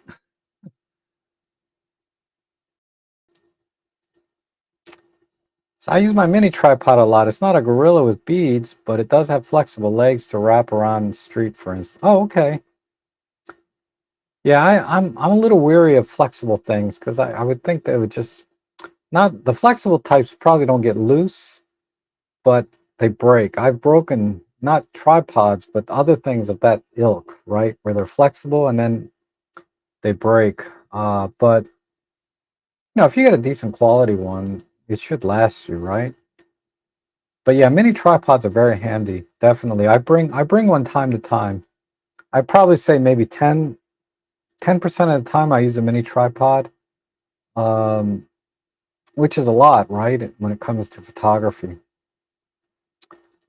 Just upgraded to the OM1 Mark II from EM1 Mark II. I use the old Bogan monopod.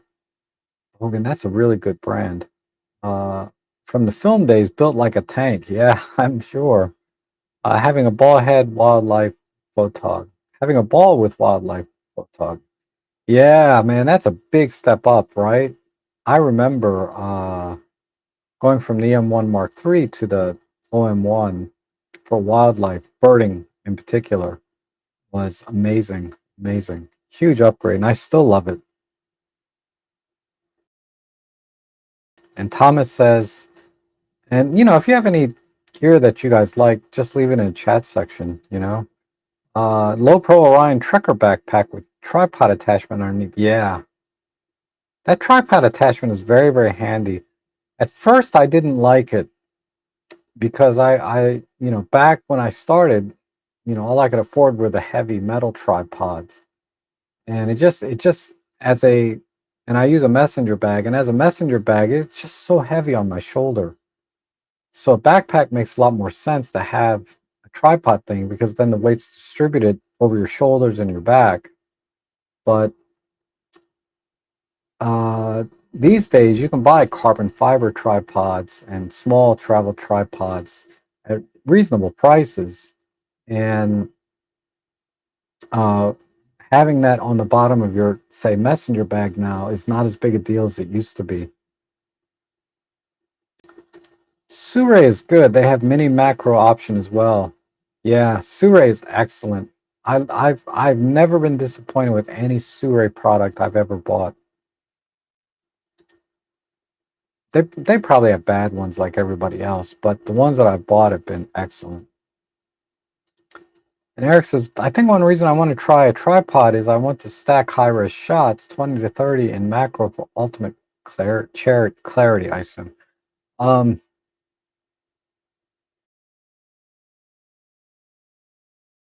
yeah, you would need a tripod for that, definitely. I've done that.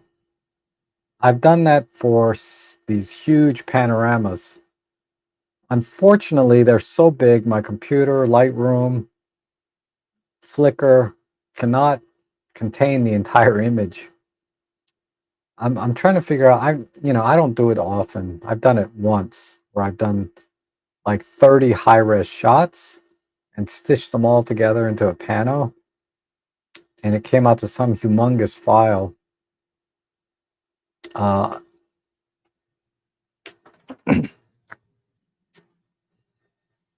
it's it's this photo here, and I have this on my Flickr page somewhere.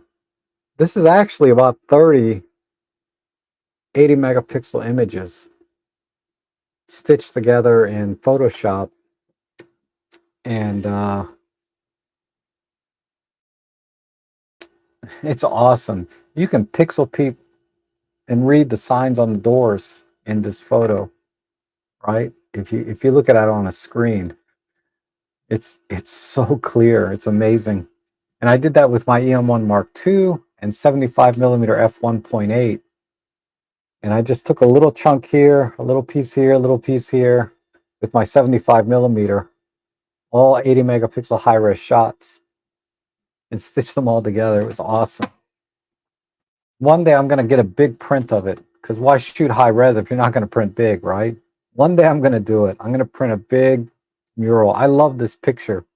I mean, there's nothing particularly special, right? It's not like you're never going to find this in, uh, in a museum or anything or a gallery, but it's sort of my halo image for me that I put so much work into it, and they're gonna tear that thing down here soon because they shut it down a few years ago. So it's a little piece of history now.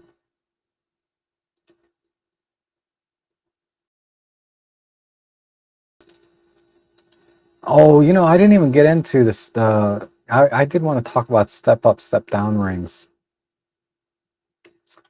Because if you buy a filter system, they got magnetic filter systems. So let's say you buy a magnetic filter system, it's $100, and you get like 3 filters and a magnetic ring, and you buy a 62 millimeter ring. That'll fit your 12 to 40 Pro lens, so it'll fit one of your lenses.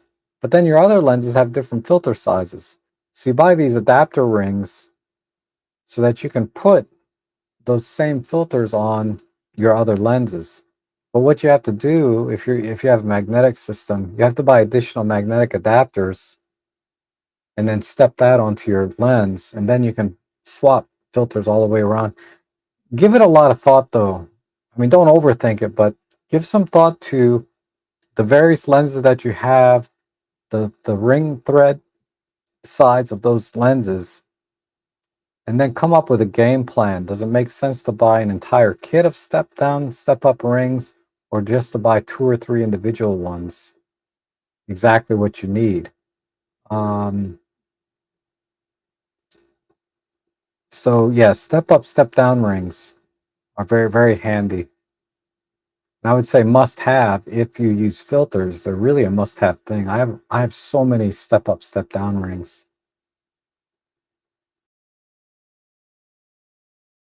And Wayne also uses the retrospective bags. Yeah, they get a lot of praise. I mean, it's got a 4.4 rating on Amazon, one I'm looking at. Oh, here's an answer. Eyelets are for strapping up either the whole bag, or you can use it for extensions like a tripod with elastics. Okay, so it's just a functionality, right?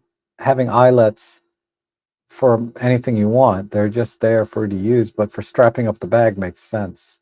That makes a lot of sense. Thank you, Ed. I'll be looking for a bag for the 200 to 400 VR Nikon Beast. Any suggestions to have a body on it in the bag like the D5? Ooh, I don't have a suggestion. I bought this bag almost for that purpose back when I was shooting Nikon. This is the Low Pro 75 AW. But the idea is I have back then I had a 150 to 600, which is about the same size as your 200 to 600, in here with the camera inside on top. That was the idea, right? Now I use it for my 8400, flash, because I don't have my honking, big lens anymore.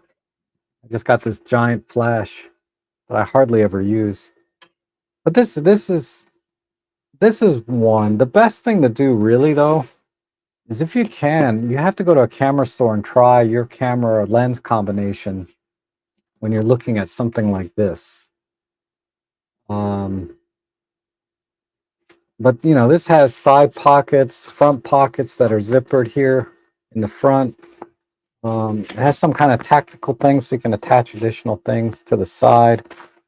And this also has a strap that goes around your waist or around your back, so it's even more stable when you're carrying it. So it's not just swinging around when you're walking. And then this is padded nicely. So this is the Low Pro 75 AW. I think this will work for you. I think. But there's no substitute for taking your gear to a camera store and bring your camera and lens with you and try it. That's what I did for all of my purchases. Generally, that's what I do for all of my purchases. I tried a lot of bags and I ended up with the DNA 9, that Tenba.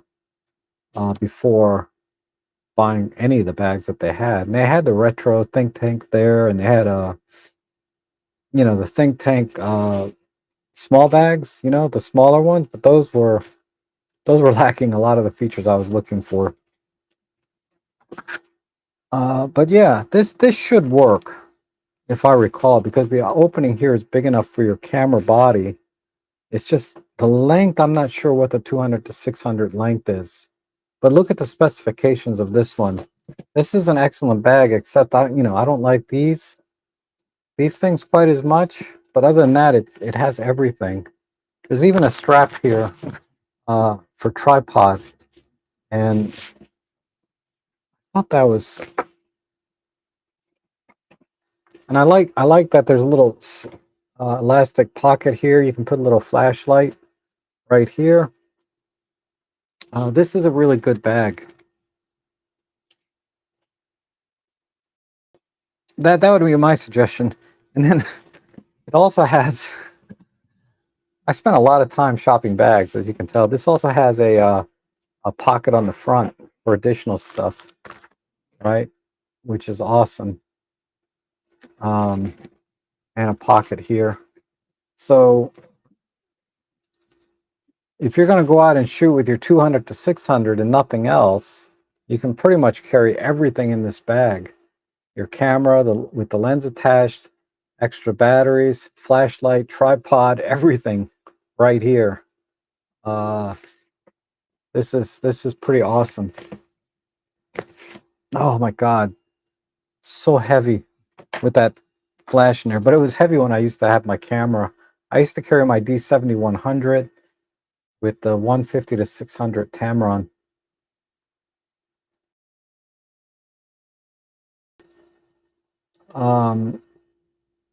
And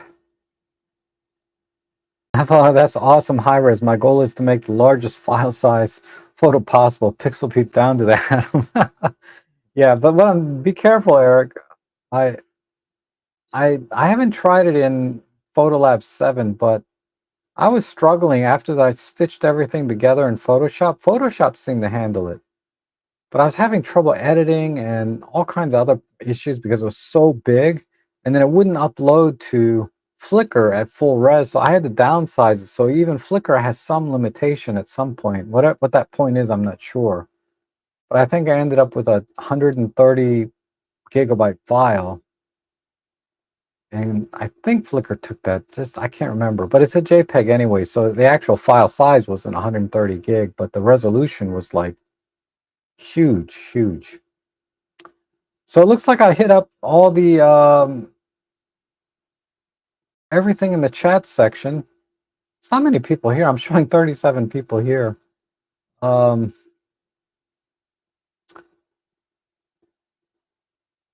But we can talk about photography a little bit. Let me find. What is this? 1 o'clock. So I've been at this almost 2 hours. Let me see if I can find that image. I'll put a link to it if I find it. It shouldn't take long.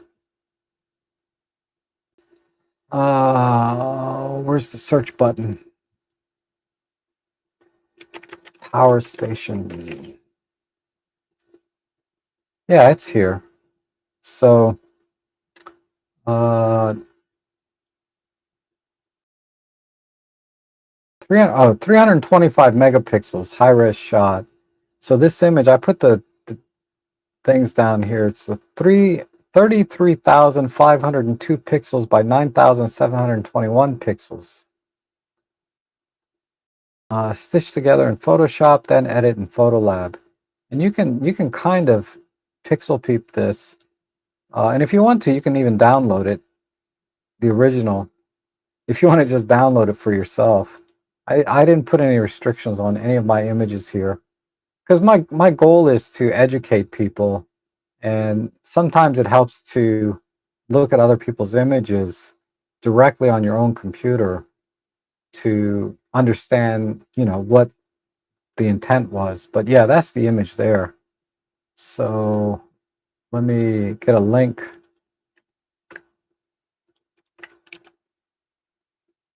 So there's a link to it if anybody wants it. Knock yourself out. I put another image up. Let me go back. Not this one. I mean, if you download it, obviously it's for personal use. It's not public domain, okay? It's just for your own personal use, you have permission to use. But don't publish it as your own, okay? And that goes for everything on my Flickr page. I did have, I don't see it. These were fun images. These were like multiple exposure images that I stacked together in Photoshop. This is a very, very interesting technique. And I really like this technique. I should try and do more of this. There's another one, kind of the same idea. Let's see if I did any more. I thought I did more than that.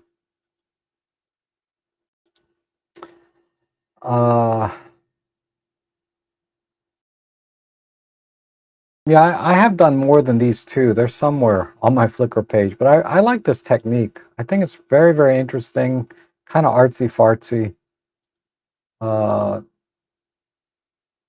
But just search for a power station, and then you'll see the photos come up here.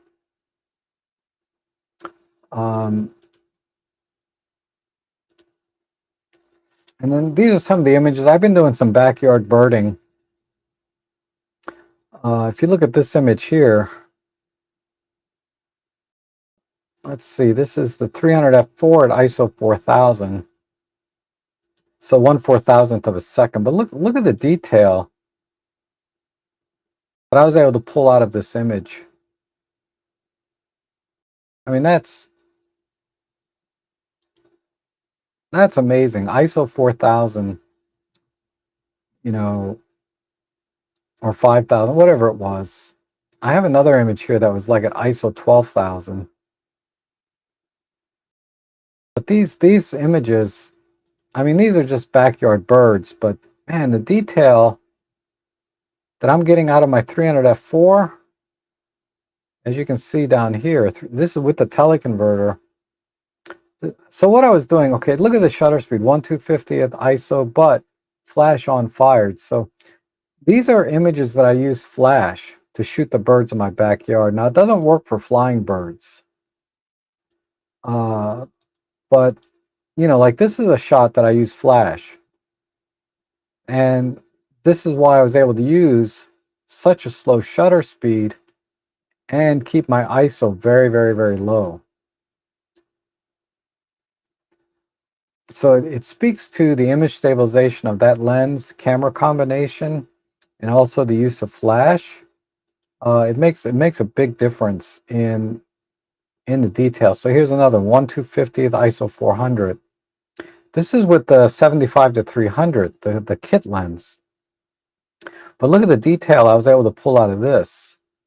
It's freaking amazing. This bird's on a out of focus, but this guy came out perfect. And again, none of these are particularly great shots, but I was trying to practice. Like, I believe this is a flash shot as well. Yeah, this is also a flash, 1/250th of a second.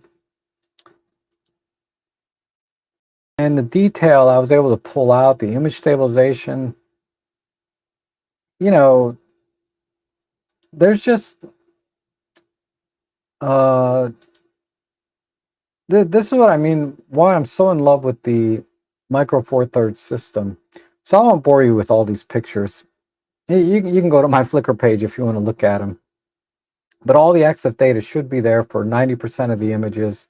The only time they're not there is when they might be a composite, or I just forgot to turn off. Because I turn off the EXIF data when I'm delivering to clients, and sometimes I forget to turn it back on when I'm uploading to Flickr. But for the most part, I try to make sure that the EXIF data is there so you guys can study them and maybe duplicate if you want to duplicate any of those.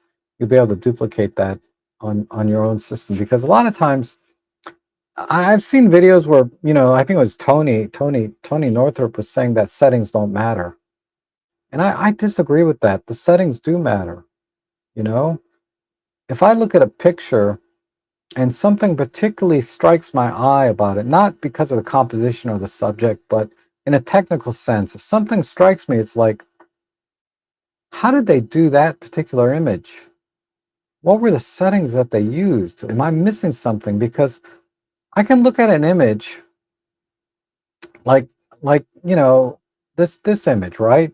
You might look at this image and think, okay, I'm at a 420 millimeter, I'm at an 820 millimeter equivalent, so I must be at 1/1600th of a second to get this kind of detail.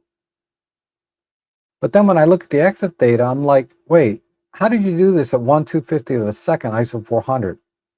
How did you do that with a 300 millimeter lens, which is 600 millimeter equivalent? Uh, now I'm learning, right? I'm like saying to myself, how did they solve this problem? And then you can see the flash was on.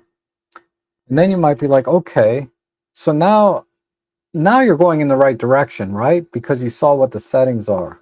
So in my opinion, if you're trying to improve your photography skill set, the more information you can get from an image, the better.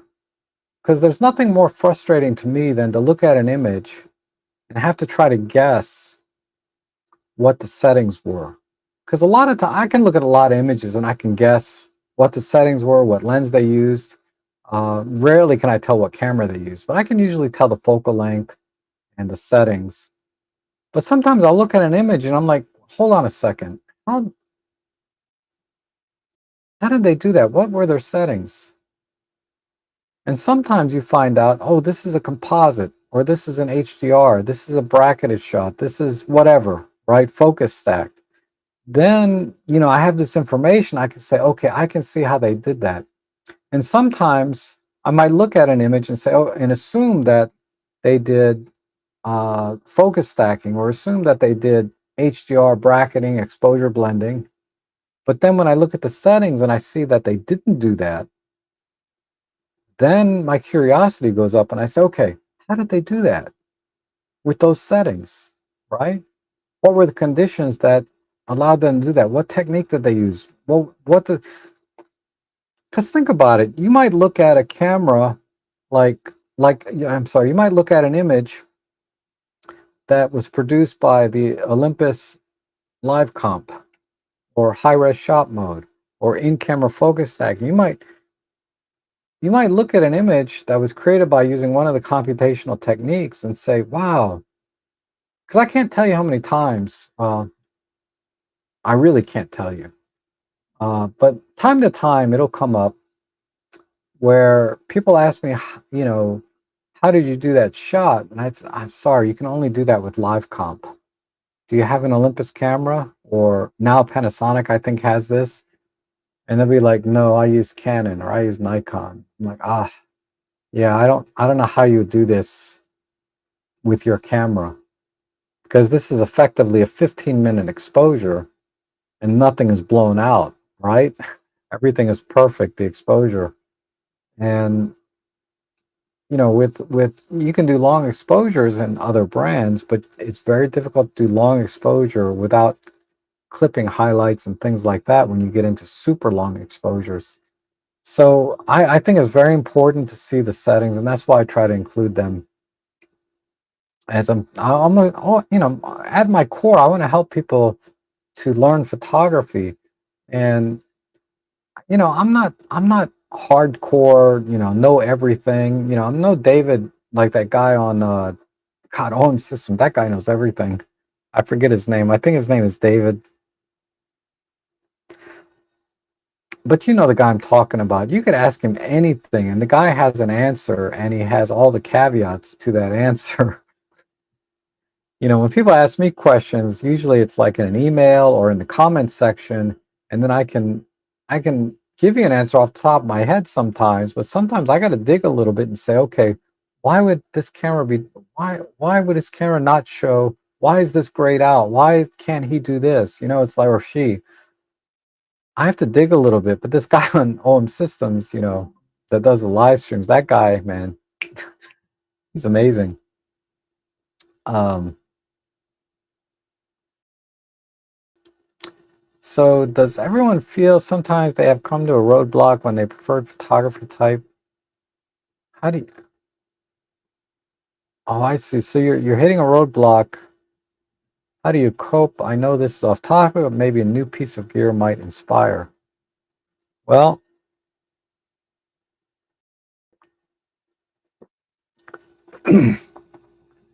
excuse me. Yeah, we you know, if you've been shooting for any length of time, we've all been there, right?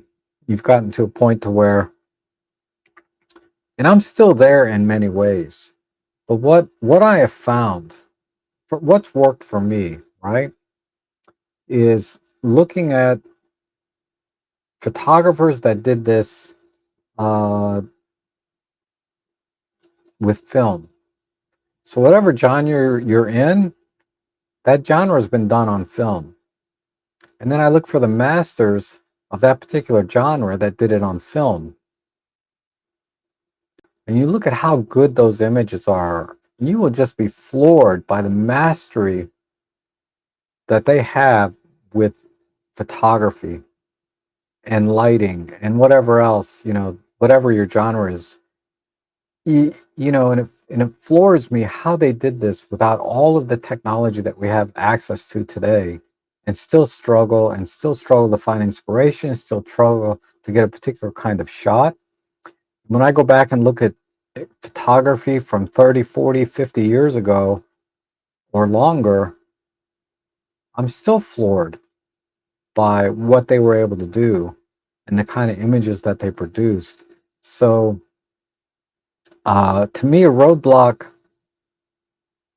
is same thing as trying to find inspiration, right? Because you've reached a point to where you're not able to expand beyond what you know, right? It's like, I think I know everything. I've watched YouTube, I've read a couple of books or whatever, because I don't know what genre you're in, but and I'm not seeing anything new or inspiring.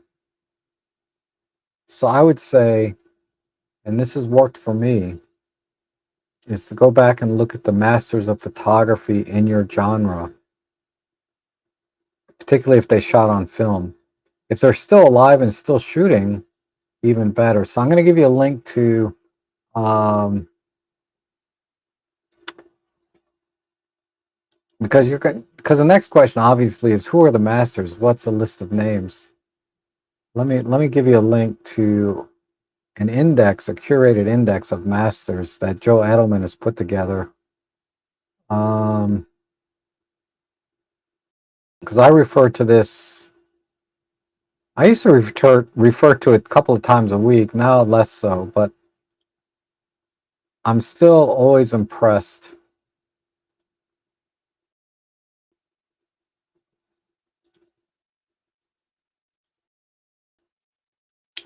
So, uh,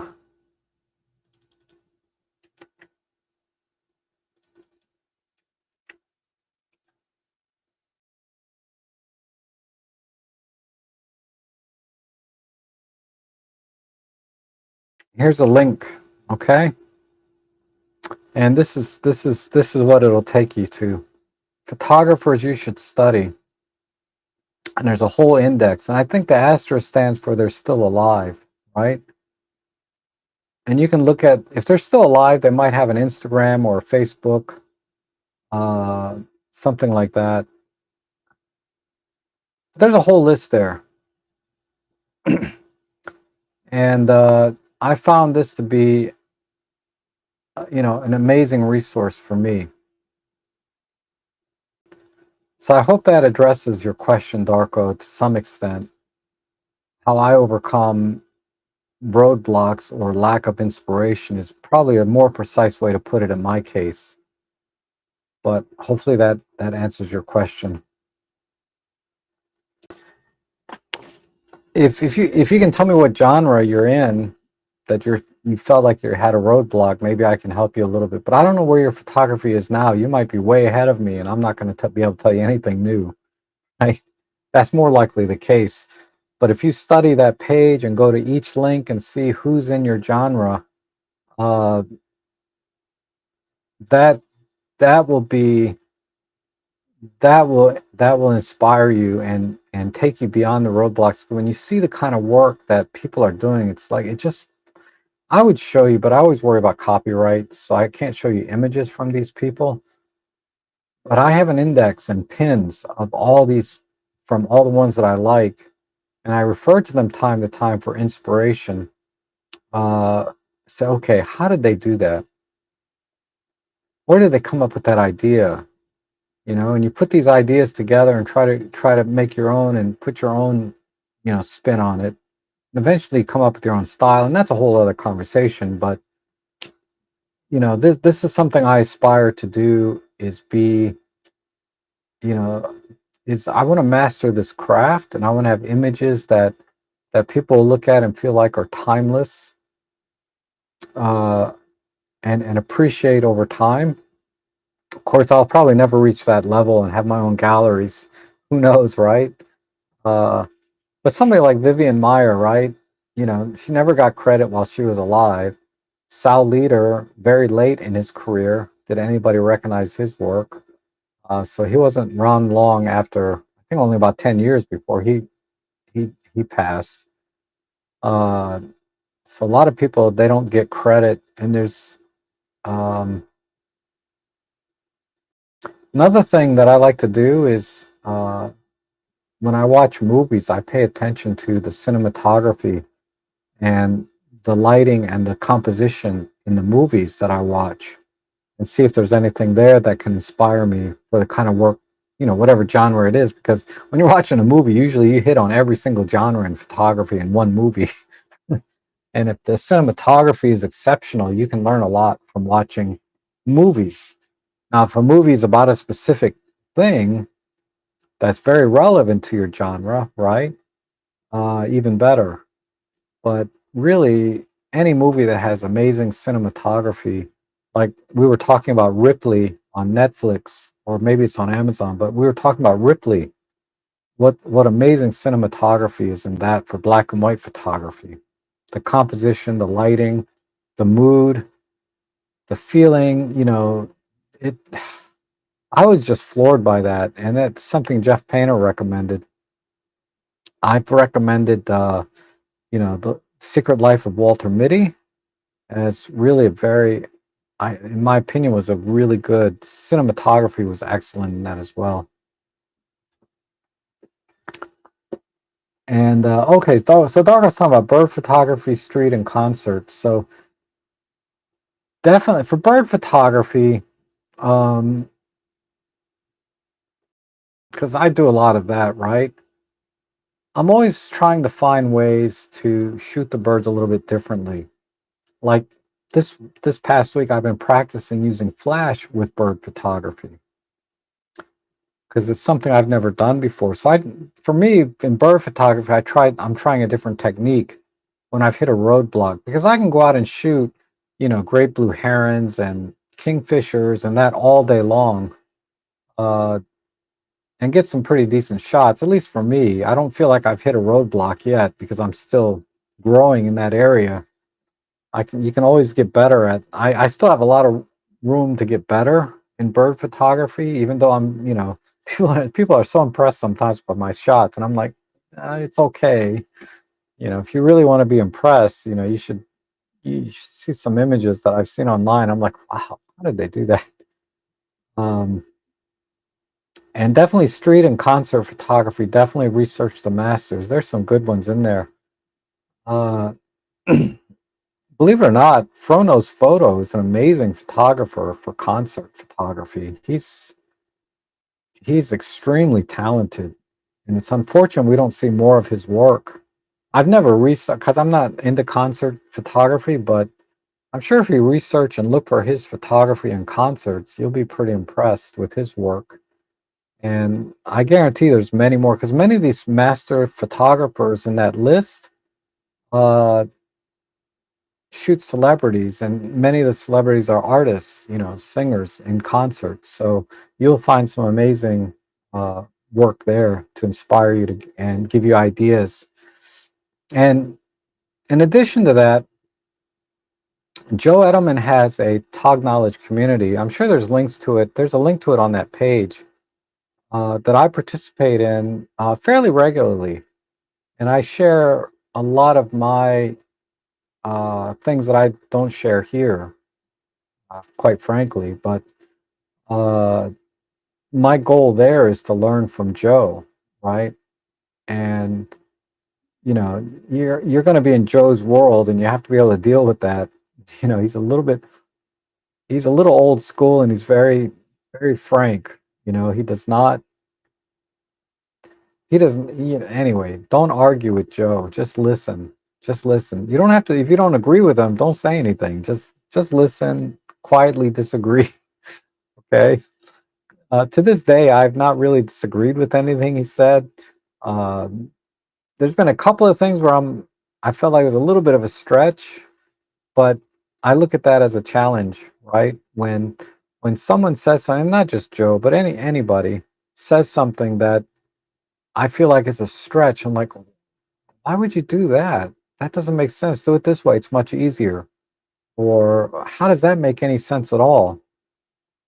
I look at it as a challenge. Okay, this person's been shooting for decades and decades. I've been shooting for 1 decade, 10 years. And YouTube type photography, not even like real photography, okay? I'm talking about, stuff that gets a lot of likes, or I try to anyway. Uh, but somebody that's actually worked day in and day out, like uh, for their whole life as a career, like Joe Edelman himself, 4 or 5 decades there. I don't know. I don't want to say 5 decades, probably not five, but 3 or 4. Annie Leibovitz, who worked their ass off early on in their career. Um, Somebody more recent, like Lindsay Adler, they worked their butt off, and now they're in a position that, um, they can teach, right, and share what they know. But there's no substitute for the real world, you know, pounding the pavement type work that they did over the years to get to where they are. And that's what I do when I go into that community is I come in there, and I'm generally, you guys know, I'm in it's kind of ironic, but I try to be more humble than I am even here, right? When I'm in that community, because I'm surrounded by photographers in that community that are much more experienced and much more talent than I will ever have. Not just Joe himself, but a lot of the members in that community have much more talent, experience, professionalism, everything than I will ever have in my whole life. So I come in there with a very humble attitude, very respectful attitude, and I'm there to learn. And I consider everyone there my mentor, just like you guys. In many cases, a lot of you guys are like my mentor in just little clips, right? Because I learn in these chat sessions a lot from the audience, you guys, myself, and so that's one of the reasons I enjoy doing this so much, because it's a win-win. Hopefully, I'm helping you guys make better decisions, improve your photography, and at the same time, I'm learning more and experiencing more, right?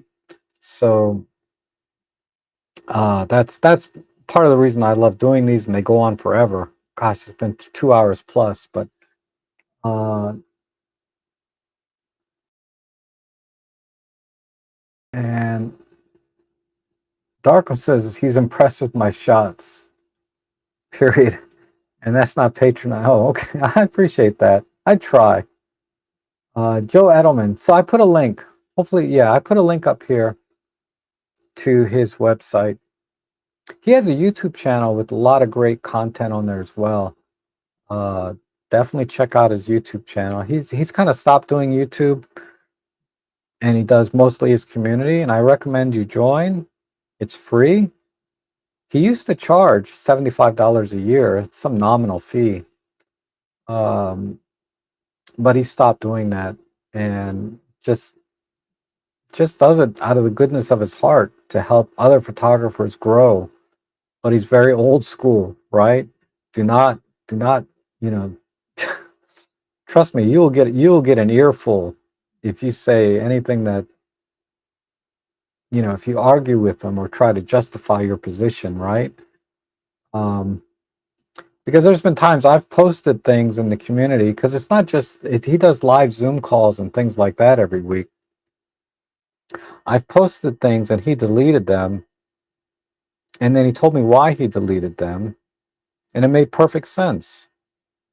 And he was not polite about deleting them. He was pretty harsh in his wording, you know. But that's who he is, right? So I always look at life as it's not what life throws at you, it's how do you react. So he's throwing things at me and says things in a way that I would never say to anybody. Right? It's just not my nature to talk to people in that way sometimes. Uh, but like I said, it's how do I react? Because I understand where he's coming from, right? And I respect that. So yeah, some people call him a blowhard, hard ass, a jack. They call him all kinds of names. I've heard it, and I understand why you would get that impression. But like I said, it's not what life and people, people is life, life is people throw at you. It's how do you react, right? And what what can you learn from that? Like, why would somebody talk to you that way? What is it that I did? You got to be self-reflective in a lot of ways, and I'm talking about just working with people in general. Uh, and this would apply a lot to street photography, I would think, right? But anyway, I'm going way off topic, so definitely check that out. Join the Tog community. We go into live Zoom chats. I go in there maybe once or twice a month. I go into a Zoom call with the community there and ask questions. I try to contribute in the forums that he has on that site in a positive way, but for the most part, I'm there to learn, just like many of you may be here to learn. I go there to learn. Yeah, it's not $75 a year anymore. It's totally free. Yeah, it's not. He doesn't charge at all now. But I thought it was totally worth it, even at 75. That was a bargain at 75 a year. If that's the person where I just learned from someone who's good and also knows how to talk to people. Yeah, like I said, he's not for not everybody's for everybody, right? Uh, and that's why, because there's a lot of people that don't like me. It's okay. You need to find someone that you can communicate with and connect with, right? In a way that works best for your learning, how you learn and do things. So, um, and I get along great with Joe, right? Because he knows where I'm coming from, and I know where he's coming from, so we connect in that way. But some people they never connect. Some people never connect with me. They find my photography mediocre. They find my teaching style lethargic. They find they look for all the mistakes that I make, and we all make mistakes. I make as many as anyone else, maybe more than some people. But uh, the people that connect with me know where I'm coming from, that they know that my heart is in it, that I would never try to mislead people or give them the wrong information intentionally, right? And so when I make a mistake, people that connect with me, they're like, "It's okay, Rob. You're wrong. This is the right way." And I'll be okay. Thank you, right? um, so uh, yeah, that's just a more of who I am and how I see things in the world. and how I view this community with all of you and YouTube in general. Because lately, I've been doing live streams a lot more, and I enjoy this a lot because I like just communicating with people. I wish we could do this more like in a Zoom style, but the platform is just not designed that way. And I may do that on my. I'm going to start a Facebook photo group. I just have to. I need to give it a little more thought, and then in the Facebook thing, I can do Zoom style type calls, right? Set up meetings, do Zoom style type calls rather than these live streams, and and then you won't have to sit through a bunch of ads, right? And you can just donate or buy coffees if you want to or not, because everybody's in a different place in life. I if you're retired and on a limited income, don't send me $5 or whatever coffee is, right? Just save the money for your things in your life and the people in your life, your family, your friends. I don't need it that badly, okay? I'll be okay. But for those of you that can't afford it and appreciate the work that I do here, every coffee I get, every donation is so greatly appreciated by all of you. And many of you contributed a lot, and I really appreciate that. Um, it does help me because I'm very poor, really, starving artist, so to speak. But I'll live. I'll live, right? Whether you send me $5 or $10 or not, life will go on. We'll all be okay. So, and I guess that's how I should end this stream is that we'll be okay. Everything will be okay, right? Life is good. I know there's been some traumatic events yesterday that I'm gonna try and catch up on after the stream, but I think the human race in general is resilient, and we need to find and capture that resiliency, that brilliance, the beauty, the tragedy. We need to capture all of these things through our photography the best we can. Because that's one of the things I realized when I was taking pictures of just the birds in my backyard. It didn't bother me that they're not great shots, but it was such an amazing thing for me to witness the interaction between the birds when they're fighting over a little scrap of corn or bean or whatever it is I put out there, you know, and how some get along with each other and others fight to the death. It seems like it's like, why are they fighting? There's so much food. I got like 3 trays, and it gives me such pleasure to do. Like I got to go out after the stream and change the water again because it's almost 100 degrees outside. I put a bird bath out there, and I change the water 3 or 4 times a day to keep it clean so they can come in and get a little drink of water, take a bath, have a snack over on the bird feeder that I have, and then I get a few pictures, right? uh, you know, Everything will be okay. Life is great, and I want to capture the the the things in life, even if it's just for myself, right? It just makes my life more rich, more full because of photography and because of all of you. So I'll end it here. Thank you so much for joining me today. As always, I really appreciate it, and I will be back again next week, Sunday. I'm not sure if I'm going to be able to have time to do a photo editing live stream this week. I after I need to shut down because I've been up since like 4 a.m. today. I need to shut down a little bit and then recharge, reset my brain and think about how I'm going to schedule a photo editing stream. But you guys are awesome as always. Thanks for being here, and I will see you again soon.